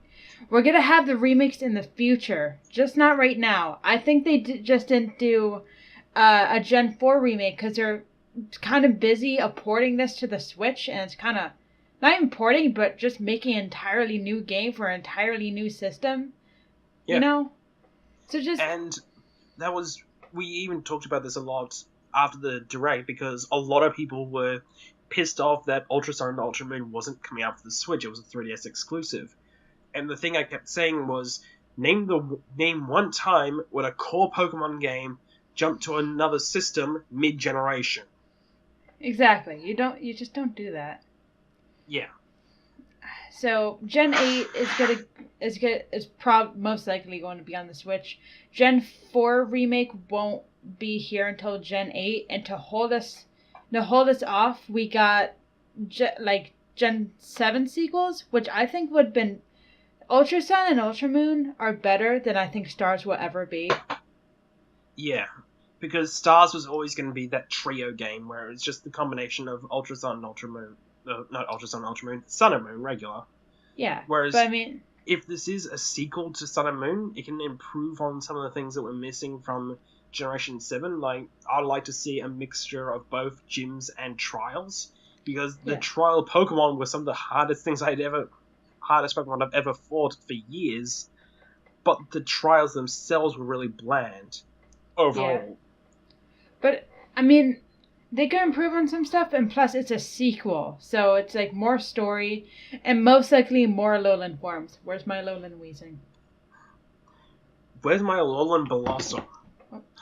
Did I mention that a lot of people are saying some of the Alolan forms won't just be like... They're thinking Alolan forms won't just be Gen 1 anymore, but probably Gen 2 Pokemon. I'm hoping for a mixture of all the generations, honestly, because there are a lot of Pokemon from all the different generations that would work as Alolan forms. Blossom, Honedge is another one that comes to mind as well. Where's my Alolan Lapras, which is just a volcano on the back of a Lapras? Pillow lava. Why not? Water, fire. Well, they've done that combination before. Volcanions, water, fire. Oh yeah, that's steam. Damn it. I mean, I'm like, my top Alolan Pokemon I wanted to do was Alolan Weezing, where instead of gas, I mean, it's still gas, but it's like exploding gas. It's gonna be like fire poison. Yeah, and you've got Markinet as well, so go Weezing, go Arbok, go all the poisons. Yeah, I mean, I'm sure if you even want a poison, maybe you want more of a clean, like, used to be poison type. Yeah. Recycling Garbodor, just normal. Yeah, and like, there's another one, the reason why I said Blossom. Blossom's a hula Pokemon. And you've got a game set in Hawaii. I know, right? And there's like, also... Those are the kinds of things where you go, wait, why not? I know. Blossom's basically handing this to you on a plate. I want to go to Alola. It's going to be like that one comic with Leaf who wants to go to Alola. That's one thing I'm genuinely hoping for if they do the battle tree again. All the player characters, all the gym leaders. That is the one thing that was missing so much. And also, Yellow. Yellow deserves to be in a game. Bring Yellow in. And Emerald too, but especially Yellow. And Chris. Well, Chris as in all player characters, and Chris was a player character. Yeah. Not Lyra. Not Lyra, but Chris. Yeah, especially because she's not even going to be in the Gen 2 ports to the Virtual Console. Crystal's not getting ported to the Virtual Console. Yeah. Only Gold and Silver. That's great. Rip Chris. She'll never be remembered. Sadly not. But which is annoying me as well, because I remember seeing this fan art, which I remember saying to you back when Sun and Moon was coming out. I'm going to see if I can find it again. Yeah, I know. It was Lyra and Chris, but their own respective fan arts. It was all the Poker Girls. Yeah. But what was it? Maybe I could see Lance again. Lance in all of his cocky glory. Yep. I remember I was watching this Flash, Pokemon Flash video called Pokemon Golder. I highly recommend it. It's amazing. Oh, jeez. The best part of that entire thing was Lance. You can't learn to be a champion of the Pokemon League without knowing how to spam full restores.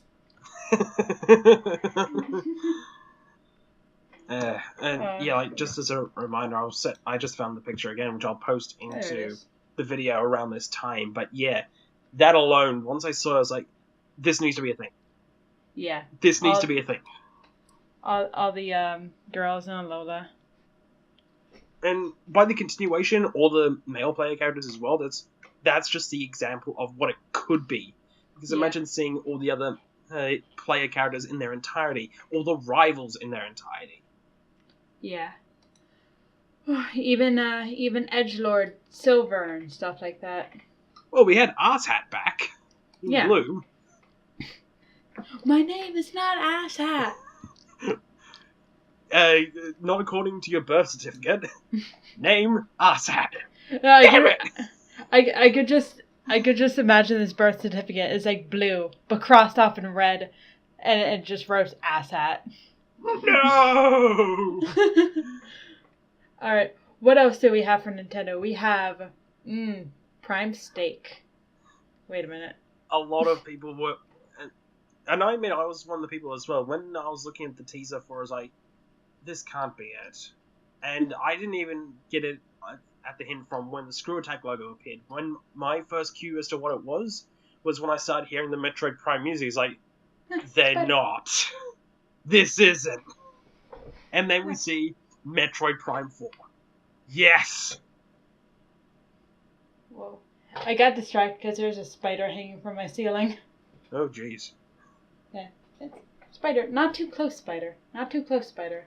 Dangerous kind of spider, or? No, just tiny little thing. I don't want to disturb it because he actually helps. But right now he's not helping anything. Yeah. He's not. I'm not afraid of him. He's just not helping. Yeah, fair enough. Spider, go away. God. Why do you have to drop down right here? There he goes. Just dropping down right next to me. Spider, did you just... Okay. I thought he like shot a web like at my desk. I'm like, no, Spider, this is not your time. We have to throw things at you now. Well, that's just mean. I'm about to throw something at his web. I thought he shot a web at my desk, but he didn't. Fair enough. But okay, I'm just gonna leave him be. Anyway, Prime Steak. Everyone was like, yeah, I'm just gonna call it Metroid Prime Steak.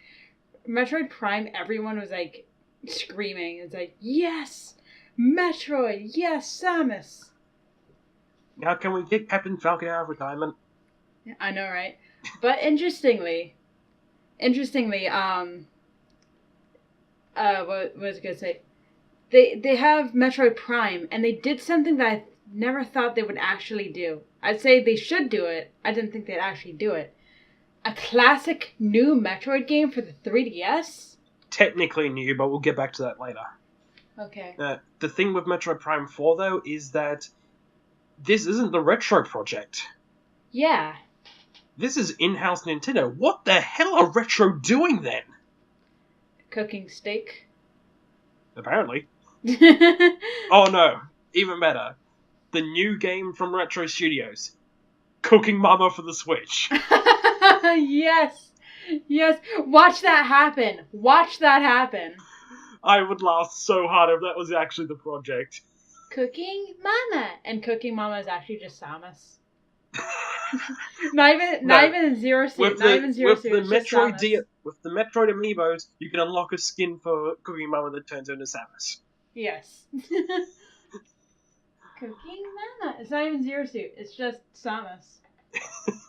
It's just the fully powered Varia suit from Metroid. The strongest form the power suit is taken with an apron and a chef's hat on. Perfect. I want that to happen now so much. Fan artists, if you're watching this, get on that, please. I want to see that. We're not forcing you, but if you want to do that, you can do that. Please. After Prime Steak 4 said that it's now in development. Yoshi's Story 2. Really, it's like Yoshi Woolly World 2. A mixture of the two, because the way the camera works, it actually reminds me more of Yoshi's Story, but the papercraft aspect to it as well is Yoshi's Woolly World just with paper. Yeah. I think it's Woolly World 2. Oh no! Even better. Better name for it. Paper Yoshi Story. I wish it was Paper Yoshi, but it's not. but Yoshi. Actually, no, you probably don't want it to be Paper Yoshi because then we'd have an RPG battle system that is completely useless, and it's better to avoid battles. Yeah, I had a friend who was playing. It's like, yeah, Color Splash is good. And he was like, yeah, I didn't mind Sticker Star. Color Splash looks good. Goes in a Color Splash and walks out. So how'd you find Color Splash? The gameplay is hot garbage. Yeah. The gameplay is terrible. But Yoshi 2018 gives me Little Big Planet vibes. It does for me as well, and seeing it in action, I love the attention to detail that they have for it, because, like, when you play the reverse version of the stage, you can see that the person who made it didn't actually put the crafting paper all over the sides of it, so you can see, like, cookie box on the side of the box that was a platform on the front half of the stage. Shy Guys moving things in the background, like the stage hands. You can even see the window of the person's house in the background. That's really cute. Wait, I just thought of something else. What? The final boss of Yoshi 2018 is the ARM version of Master Hand from Super Smash Bros. This is the same house. It's not even the arm, it's just Master Hand. Or maybe it's just Bowser Jr. Not Bowser Jr., that'd be weird. Baby Suddenly Bowser again. What? Suddenly King Bowser comes from the future to attack Yoshi. What? Oh man, I love Samurai Jack. But it's just Yoshi. Still though, I love the charm in the Yoshi games. I love the charm in Yoshi World, and I want this game. Yeah. I want to see... And if anything, I just want to see more of it. Me too, and they showed off quite a lot during the treehouse, which is the reason why I was like, yeah, I want this. I didn't see a lot of the treehouse, but I saw like a majority of it, especially with the Odyssey. We'll get to that in a bit. Oh yeah. Up next though is Take My Money. Just take it. Here. Fire Emblem Warriors. Fire Emblem Warriors.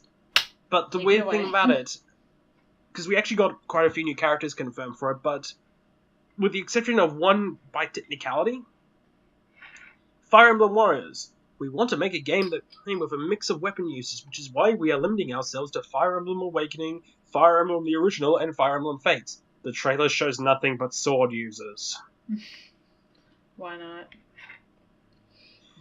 But there is one character confirmed that's not a sword user. Tiki. Tiki. Wait, who's Tiki? Give me 1 second and I'll bring a picture up for her. But the characters confirmed are the 2 new hero characters that were made for Fire Emblem Warriors. Ryoma, Xander, and Corrin from Fire Emblem Fates. Well, female Corrin, but I'm guessing male Corrin's going to be a costume for it as well because you can easily use the same moveset for it. And also Chrom, which was shown off in the original trailer, and Marth was confirmed. Right. But wait, is Lucina here? Is Lucina gonna meet her great grandfather? Actually, you mean father.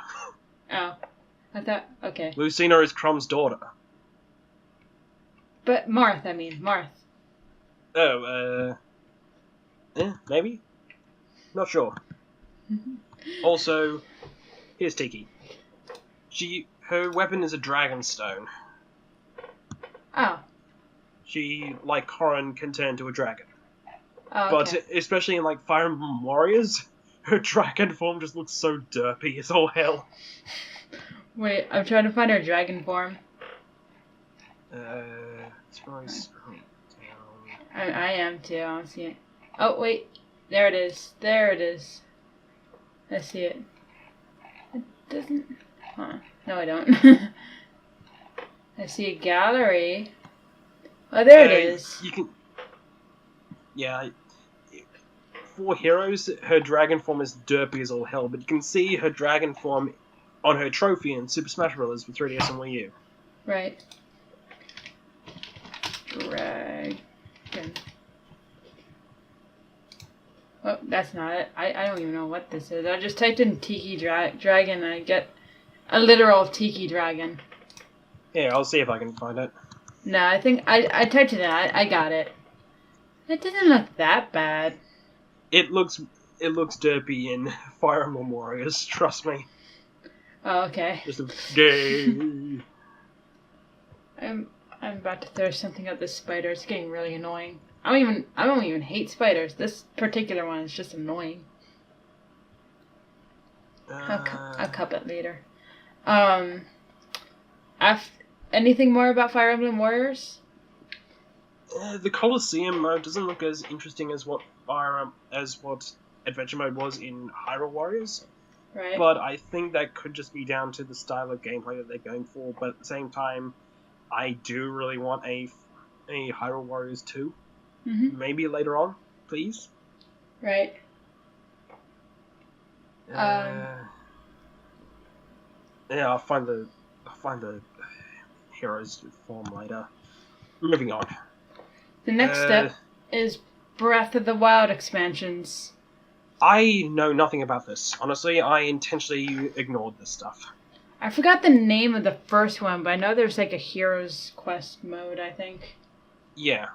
And there are also map additions coming as well, but along with extra costumes, but I intentionally ignored a lot of this. Yeah, there's also Champions Ballot, which is just, I think, more story. Yeah. And the new Zelda amiibo, which looks really good. There are Zelda amiibos coming out that aren't Link! I know. Hallelujah! But wait, I forgot, is Sidon an amiibo? Because if Sidon is a amiibo, then everyone would be so all over that. Which one's Sidon again? Hot Fish Daddy. No. It's the...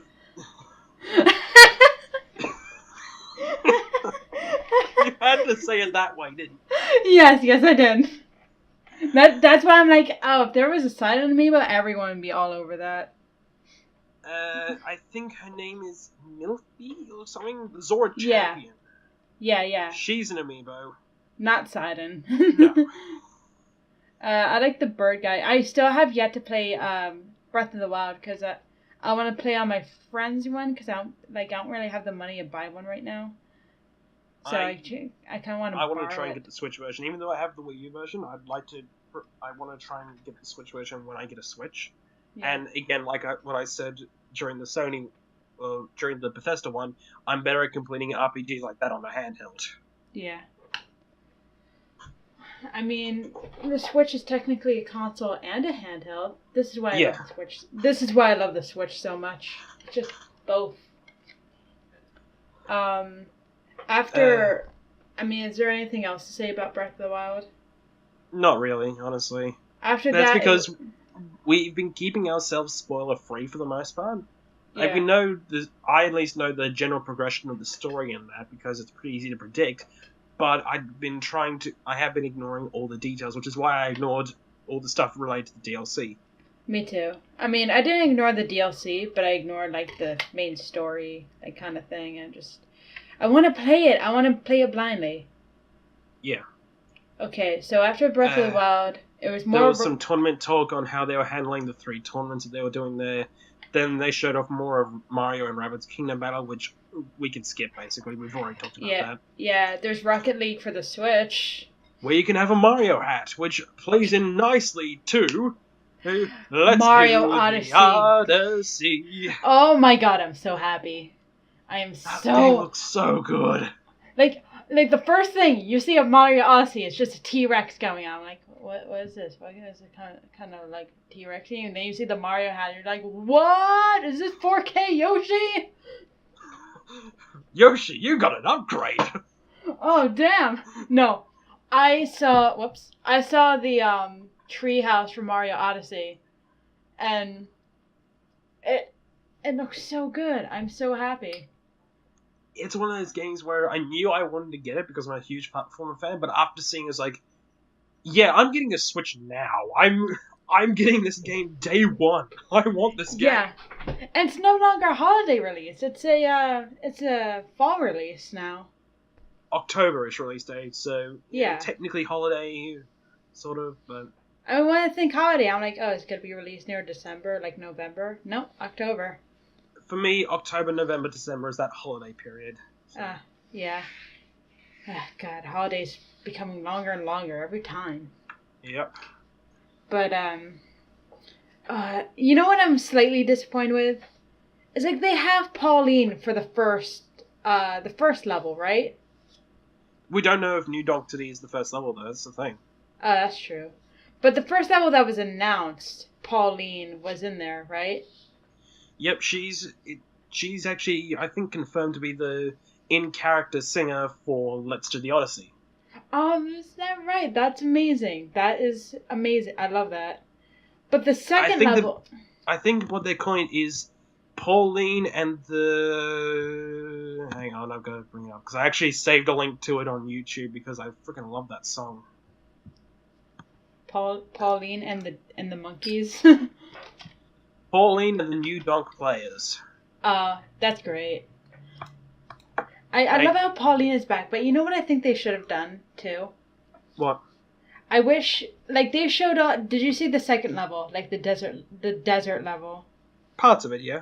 Yeah. So basically, you go in the desert level. There's a bunch of like Sugar Skull like kind of guys there from Mexico. Mario dresses up in a sombrero and poncho. Oh yeah, and very quickly, a small detour to that is Mario Odyssey actually was the other game that got a lot of controversy as well from the politically correct crowd It was stupid controversy because I heard like this is cultural appropriation. And you know what? Mario is a fat Italian man made by Japanese people. Yeah. That was literally what I was going to say as well. Like, there's a lot of other valid cultural appropriations for it, but you're doing a Speedy Gonzales again. Mexicans aren't offended by this. They weren't offended by Mario wearing a sombrero and poncho. They weren't offended by Speedy Gonzales. Why are you being offended for them? They're not. I think anybody in Mexico would just like them to see any part of their culture, like, you know, there. They'll be happy. Yeah. I mean, it's good. It's like the good parts of Mexico. It's like, you know, culture. Well, apparently as well, and I looked into it this later on, there was another thing of them getting offended for Mexico's sake of these 2 women trying to run a taco business. Wait, and what? that was cultural appropriation. Like, oh, God. It's a taco. Yeah. It's a taco shop. And Taco Bell's in cultural appropriation? Yeah, like, Taco Bell is gross. again, like, there are a lot of things where I could see them actually having a valid point, but they never go for the ones that are a valid point. They go for the low-hanging fruit that makes no sense. Even if there's lower-hanging fruit that makes sense. Mario is a fat Italian man, made by Japanese people, wearing traditional Mexican attire. Great game. Yeah. But what And he can Oh. and it's offensive that he can take a control of people by just throwing his hat at them. They didn't ask to be taken control of. It's like, people grow up. Wait, were they really complaining about that? God. I'm pretty sure someone was complaining about that. If anything, I just kind of found it creepy when Mario just took over that real-looking person. It's like, it's a Mario time! Yeah, it's just it's such a fun-looking mechanic though as well, because it's basically a mechanic that encourages you to throw your hat at everything and see what happens. That's great. Including I love a frog, a pot plant that can walk, a T-Rex. And you know what it's called? You know what the mechanic is called, right? What? Capture. Yes. I'm not kidding. That's what it's called. It's called capture. Yes. But they even have things for inanimate objects, rockets, poles that you can fling yourself forward to get extra airtime. I'm pretty sure the rockets were from Mario Electrical too. poles to turn to electricity. Well, Like, technically, this game I'm hothead. sold on from day one now because of that mechanic. Looks fun as hell. Yeah, but you know what I know, but you know what I wish they would done? Like, if they're bringing back characters, if they were to bring back this, bring back Daisy in the desert area, but make her wear like a fiesta dress. I can see that.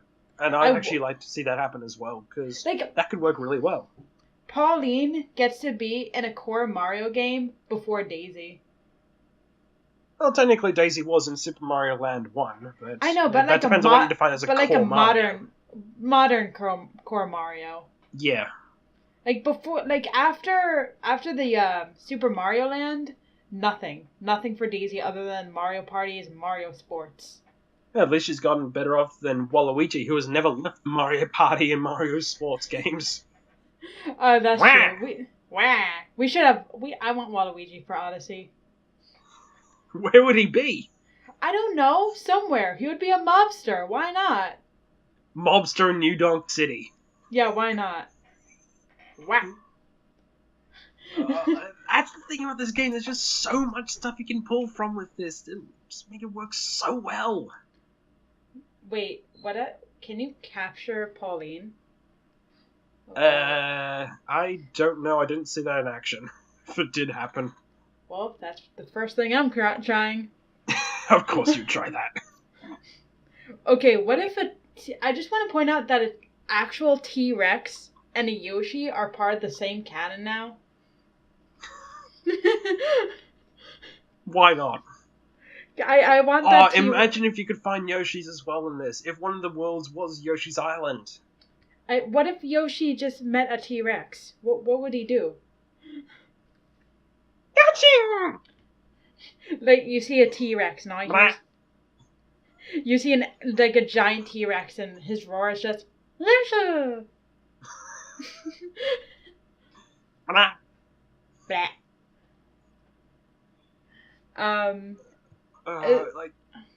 I think we've basically both agreed for this that this game looks fun as hell.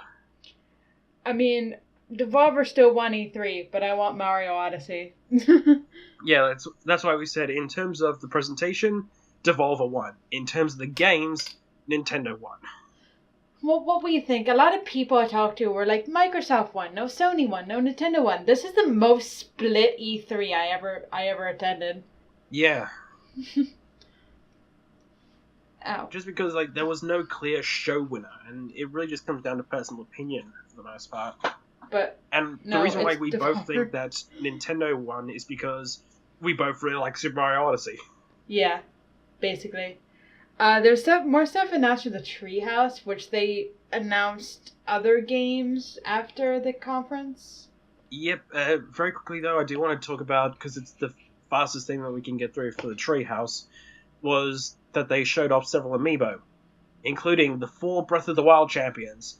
Mario Odyssey, Bowser, Mario, and Peach all in their wedding attire, and Bowser looks dapper as all hell. One thing with the Mario Odyssey amiibo, a lot of people are just like Mario and Bowser holding hands. It's like, yeah, this is the ending for Mario Odyssey. Yep.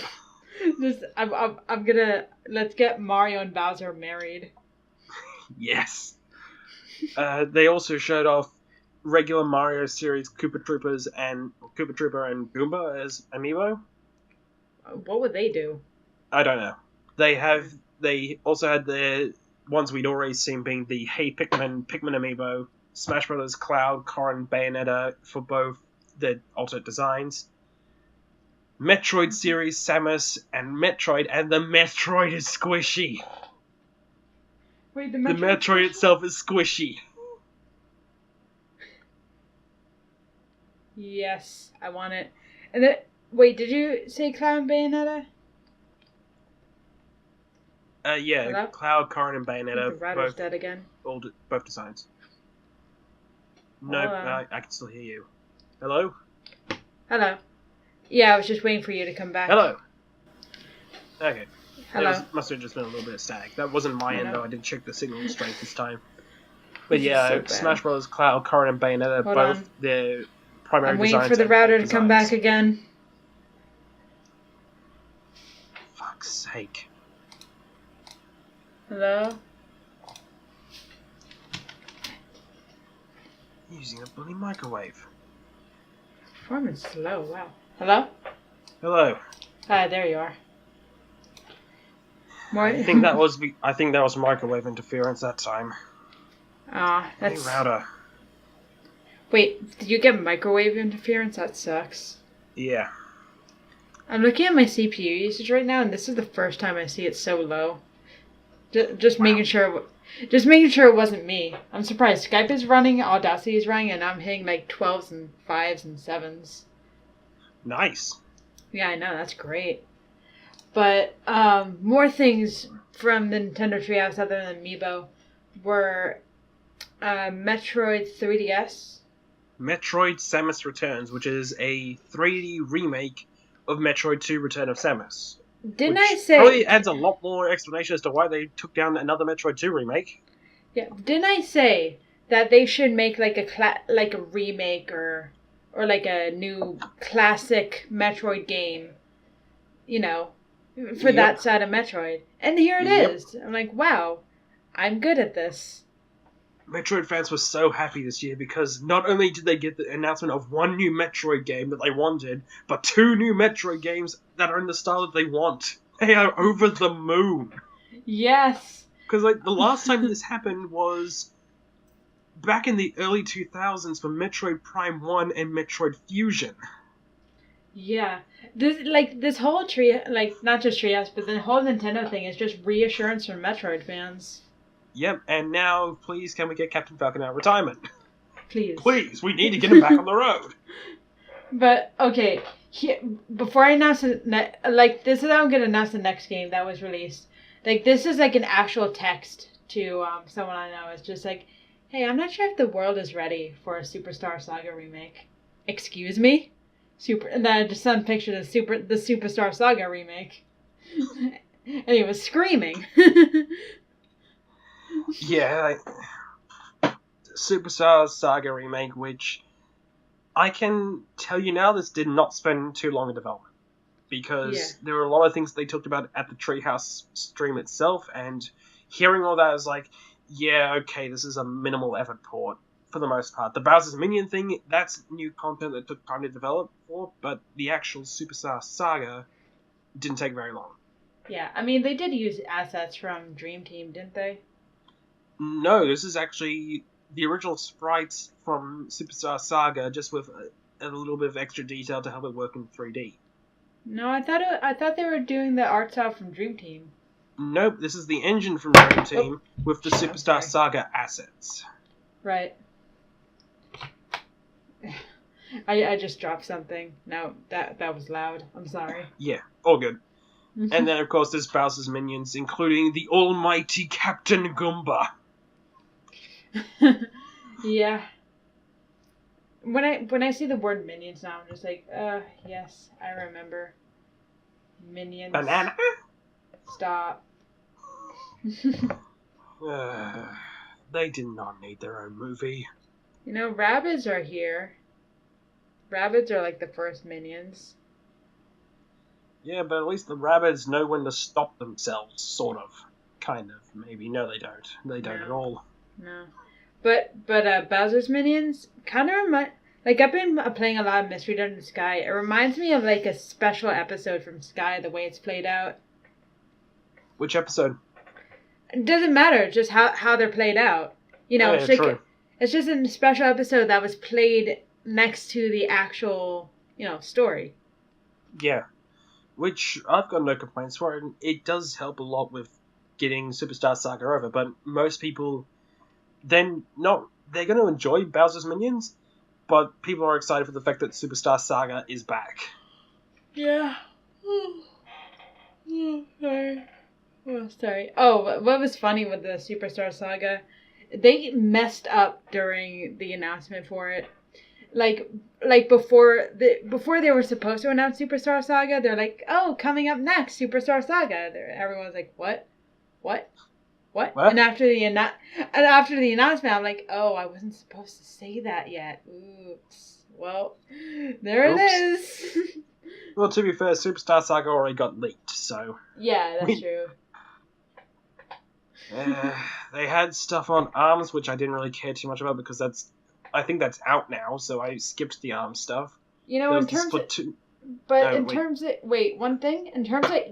Nintendo won, because they have 3 competitive games. Yeah, that people actually care about. I know, Pokken, Splatoon, and ARMS. And it was actually, when Pokken was announced, that was the confirmation for me that Smash Brothers wasn't going to be at E3.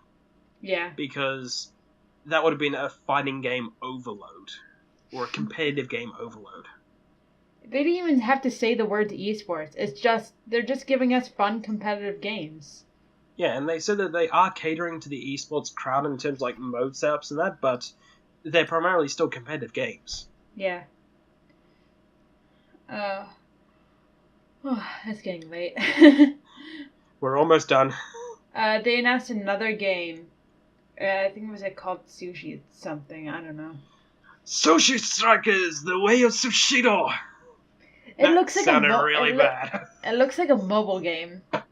It is, but it's that weird overly Japanese sort of game that I showed this off to CJ. It's like, it looks overly Japanese enough. I'm interested. Yes, she really likes those really niche sort of weird kind of Japanese games, like Taiko Drum Master or Rhythm Heaven. Yep. Yeah, I love weird Japanese games and WarioWare. Why is there a WarioWare for the Switch yet? Please. Why isn't there a WarioWare for the Switch yet? It would be perfect. I'm guessing that's a next year title. Maybe. Or maybe we'll just have to wait for the next, what is it? The next, oh god, sorry. Nintendo Direct. Maybe. And try to hold out a little bit longer. We are almost done. I mean, what else is there? Miitopia, Ever Oasis, and then just the individual games that we saw throughout the show that we weren't in any of the presentations. Like, for me, a lot of the stuff is just the Lego stuff that was shown off in the Warner Brothers streams, where we got things like the Inhumans confirmed, Lockjaw is playable. Yes. The Inhumans dog is playable in a Lego game. I'm sold. So, I mean, this E3 was really good. Oh, they also had stuff for Lego Worlds, and I think this E3 was the confirmation that LEGO Dimensions is not getting a year 3. Otherwise, they would have shown it by now. Yeah. Oh yeah, apparently Minecraft Switch needs an Xbox Live account. Wait, really? Oh, yeah. God. And again, Mega Man Legacy Collection 2. Why would anybody get an Xbox One X at this point, when they could just use a gaming computer? Who knows? The only other things that we could talk about is like Ultra Sun and Ultra Moon, because we didn't talk about the Direct. Bobsy the Woolies Strike Back is a thing. I for looked some at reason. I looked at the gameplay and it looks like it just looks like hot garbage. Yeah, like, who greenlit a new Bubsy game? The game itself Why looks were they ugly. let out of the mental asylum, and why are they not back in there? The game itself looks really ugly, honestly. Yeah, and the other thing weird for it as well is that it's PS4 and PC exclusive. Well, that's why just PS4. I get PC, but why PS4? I don't know. Because nobody wants support for the Xbox. That's why. But as well, like the Switch is the home of those sorts of games. Nintendo is the home of those sorts of games. It's just why? Not even why not Nintendo, just why Bubsy? Yeah, why is he brought back in the first place? Who revived him? Was this because there were so many Bubsy memes because when Sonic the OC trailer was announced? It's like, did we bring this on ourselves? I mean, if anything, maybe they just didn't want to be, like, the last thing to them is Bubsy 3D. It's like, come on, the last Bubsy game can't be this bad. But who was a platform game without platformers? Ah!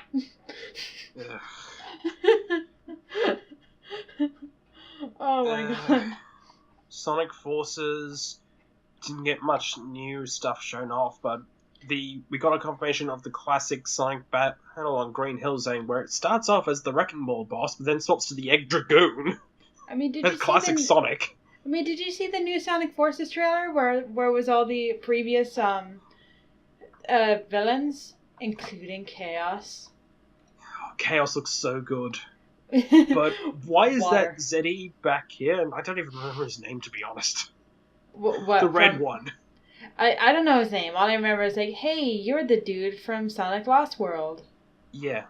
And also, who is this mysterious edgelord wearing a Noivern skull on its head? Okay, I got like a theory of that edgelord. Okay, so your hero, like custom hero, and new villain come from a magical land called DeviantArt, and they were villains. And they were, and they hated each other. But then they somehow crashed into Sonic, and now they have to fight each other. It's all played out like a bad fan fiction. Oh, the thing is, I don't know. I don't think that's going to be a thing, but I know it's going to be played out like a bad fan fiction because, oh god, the edge for that guy. The edge is real for him. Long ago, in a distant land, DeviantArt. I didn't think they would get much more edgier than Shadow and Shadow the Hedgehog, but this guy is edge times infinity. Ow, the edge hurts so much. Ow. Ow, the edge. Too much edge. I mean, you can make it as edgy as your character as you like for your OC. I mean, my OC is Cold Steel the Hedgehog. I think the only thing edgier than this new Edgy is any Tetsuya Nomura character from Kingdom Hearts. Which, speaking of, we got a Kingdom Hearts 3 trailer. Oh yeah. Yeah. I can't wait for it to come out in 2020. Segways. At least we're getting a new trailer at the Disney Expo. Yeah, I think it's E20. I think that's the name of it. I don't remember off the top of my head. Yeah, but we're getting a new trailer. It looks beautiful, though. It does. And you can tell, just by looking at this trailer compared to the last trailer, you can see just how much of an improvement that they've made visually to it. I know. I want the game. God damn it. I don't want it to be... I'm fine with it not getting any prettier, but just give me the damn game. It's just gonna take a long time, if anything. What's that? You want Kingdom Hearts 3 to be released in the year 3333 on the 3rd of March? God damn it! I'm looking at, like, the year 2020, I'm just like, hey, everyone's healthcare would be gone, but at least we got Kingdom Hearts 3. What's that? Kingdom Hearts 3 has gotten delayed to past 2020? God damn it! Oh my god. Now we don't even have that anymore! We don't have healthcare or Kingdom Hearts 3. Well, correction, you don't have healthcare. I still have it, even though I still need to actually get it. I need to get private. I really do need to get private health insurance, but I still have public health insurance. Well, I don't even want to say. Just don't break your arm. If you don't want to spend thousands of dollars, don't break your arm. I have not broken a single bone in my body in my entire life. I did once. It was horrible. My sister actually broke her arm the summer we got our Wii. So. Well, you know what? I had to trade an arm and a leg once. I don't know. Oh, fun. No, really. I remember I broke my arm, but I broke like a nerve in my elbow, and I was like, yeah, like my hand was paralyzed for a good while. Yikes! It didn't hurt because I couldn't feel anything. I'm good now. Don't worry. Okay, that's good to know. Yeah, that was years ago. What else was in this E3? Sonic Mania, where we saw a chemical plant return, including new mechanics for chemical plant, which nice. That still looks fun. Mania looks fun. Yeah, Mania looks really good. Dragon Quest XI was confirmed for a Western release in 3032. Wait, what? Really? Okay, 3032 I made up, but this is a Square Enix game. Yeah. You know what that kind of reminds me of? If you think like Square Enix delays are badly, I saw like a new trailer for Cuphead when the main E3 was wrapping up. Like a new trailer for Cuphead ended with coming out 1937 plus 80 years.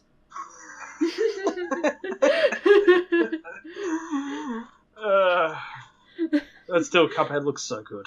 I know. I mean, would you wait that long?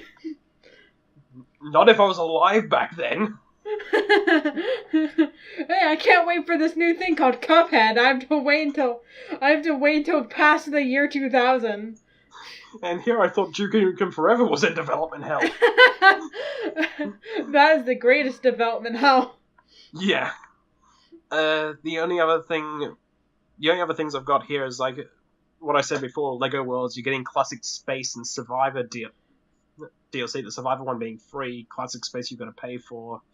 Lady Lane got some news shown off, and that's apparently coming out this year. Yeah. Mega Man Legacy Collection 2, which is basically just 7, 8, 9, and 10. Mm-hmm. Woo. Because, I mean, what is new Mega Man? I don't know. Yeah, can we get Mega Man 11? What's that? You want another Mega Man remake? Okay. At this point, I'd take Mega Man Powered Up 2. You remember Mega Man Powered Up for the Vita? Not the Vita, the original PSP? Nope. It was basically a remake of Mega Man 1 with a chibi art style and 2 new Robot Masters, Oil Man and Time Man. But there were other mechanics in it as well, like if you took out the Robot Master without using their weakness, you could play as the Robot Master. That's pretty sweet. So, it was a much better port than, say, the Legacy Collection, which is just a port. Yeah. I think the definitive Mega Man game, though, was Mega Man 8. Well, you'll be able to get it in Mega Man Legacy Collection 2. Oh my god, am I gonna hear that fantastic voice acting again? We have to Base, why you no understand? We have to defeat Dr. Wowie. Hi, Elmer Fudd. Isn't that really Elmer Fudd voicing That sounds so much like Elmer Fudd's voice actor that I'm pretty sure it is. We can't let it get into Dr. Wowie's hands. It still can't be as bad as as something from like the X Games. No, this isn't happening. What am I fighting for? What am I fighting for? Ow, that hurt. Yeah, that actually hurts your voice if you do it loud enough. I didn't even mean it to sound like that. Oh my god. What else? What else was announced? God. Who knows? Maybe next we'll get a Mega Man X Legacy Collection. Why not? Why not just release Mega Man again for Virtual Console?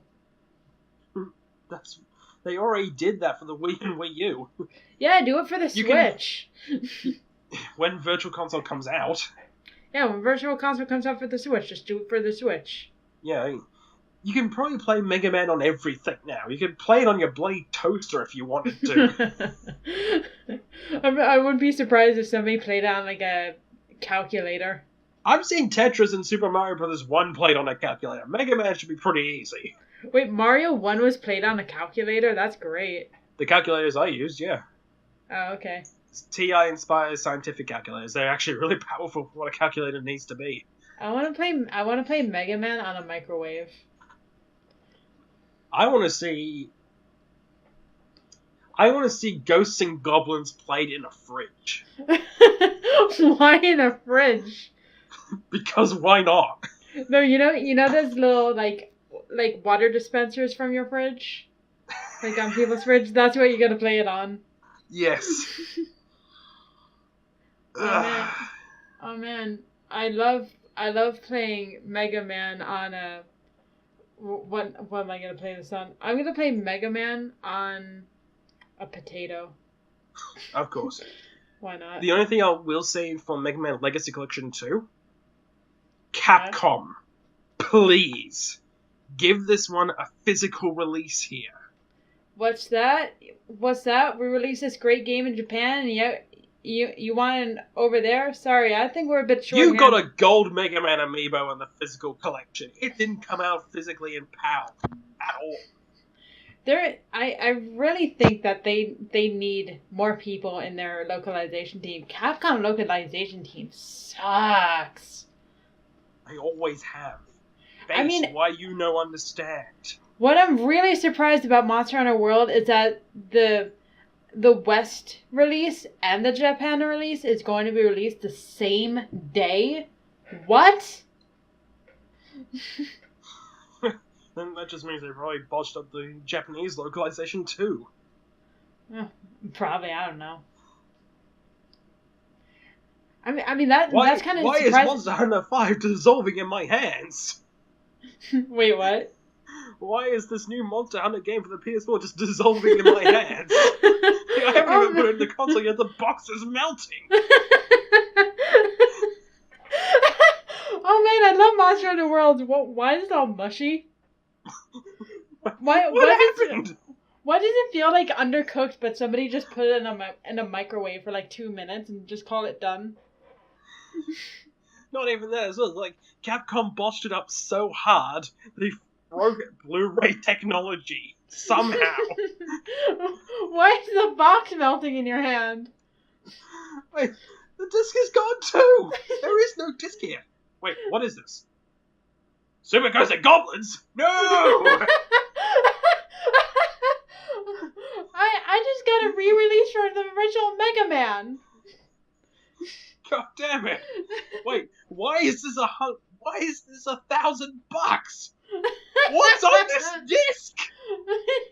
No, it's just Ghosts and Goblins, except everyone is replaced by a feline and called Monster Hunter. You just boot up the game and all you hear is wow, wow, wow, wow, wow. God damn it. Just boot up Mega Man, but everyone is a feline. Little did we know that the trailer for Monster Hunter Worlds was just the biggest trailer ever conceived for E3 ever. The real game is just Ghosts and Goblins with felines. They even do the soundtrack. It's not even the Ghosts and Goblins soundtrack, it's just felines meowing. Yes! Oh my god!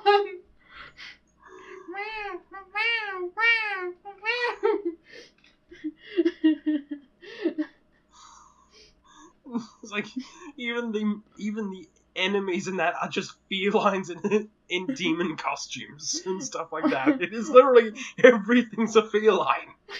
Yes, every ghost, every goblin, even your main guy is just a Sir Arthur. Well, I mean, there was like DLC for felines to wear Sir Arthur stuff, so that's not too far fetched.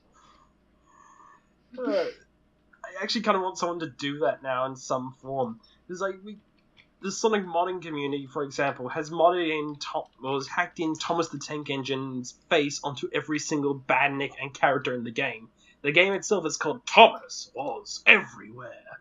Oh my god. The moment you touch a Thomas ring, the song changes from what the music should be to the Thomas the Tank Engine theme, and it never goes away. Da, da, da, da, da, da, Yeah. da. Oh my god. I just here you go. I just sent you an image of Ghosts and Goblins feline. Or Sir Arthur feline. This happened. Come on, Skype, give it to me. It's a gift, so should I just send you an image? Yeah, just send me an image. Okay, hold on. Here we go. Please work. There it is. It's huge. Holy shit. Okay, there we go. Why is this image so big?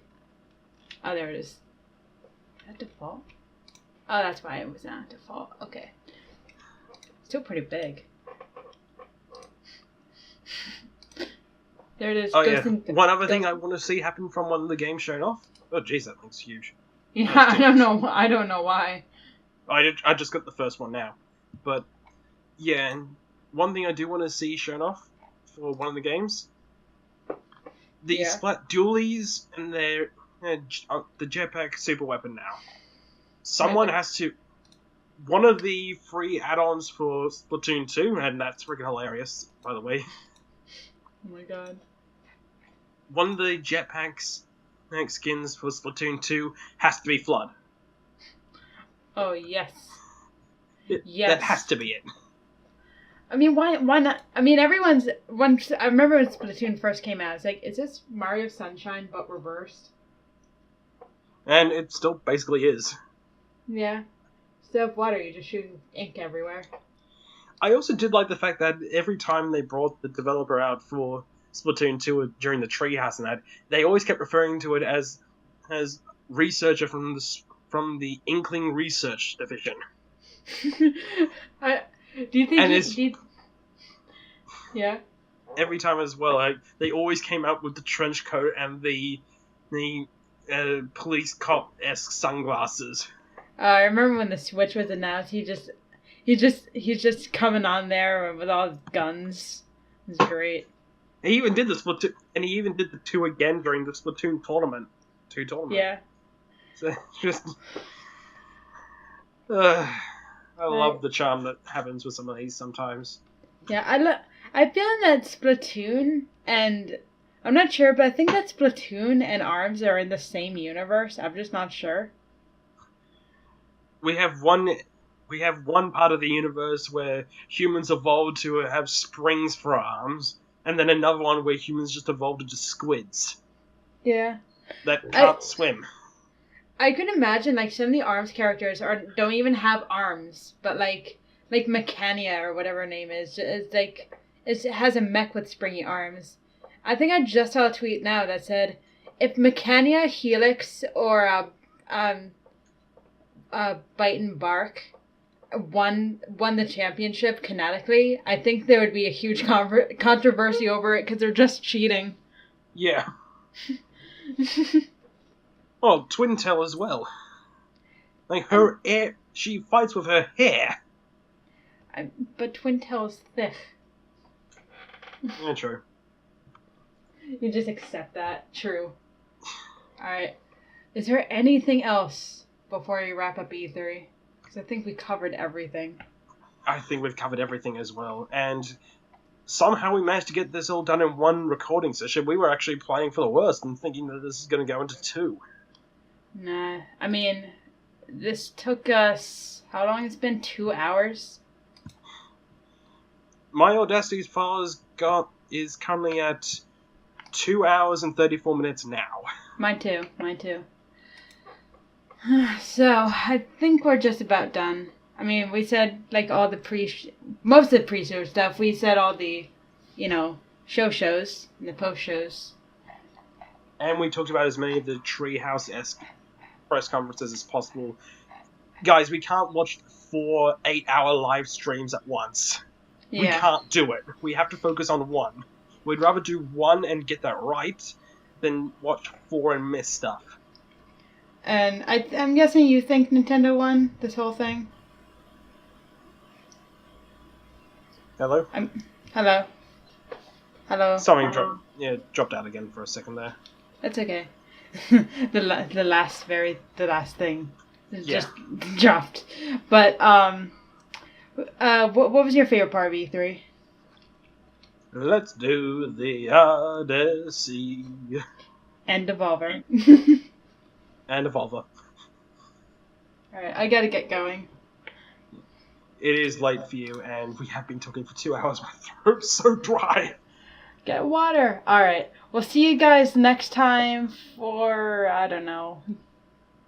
You want to do that Lego Batman movie com next? Sure, why not? I remember Lego Batman. I want to do Lego Batman. Yeah. Was it either Lego Batman or something else? Something with the initials SS. Remember? Horrible movie, everyone hated it. Right, Suicide Squad. Yeah, there you go. I don't want to watch that for a 3rd time. Wait, why'd you watch it twice? Why'd you watch it once? Why'd you watch it once? Once at the cinema because I thought the trailers at least didn't make it look good. Second time to review, I don't want to watch it for a 3rd time.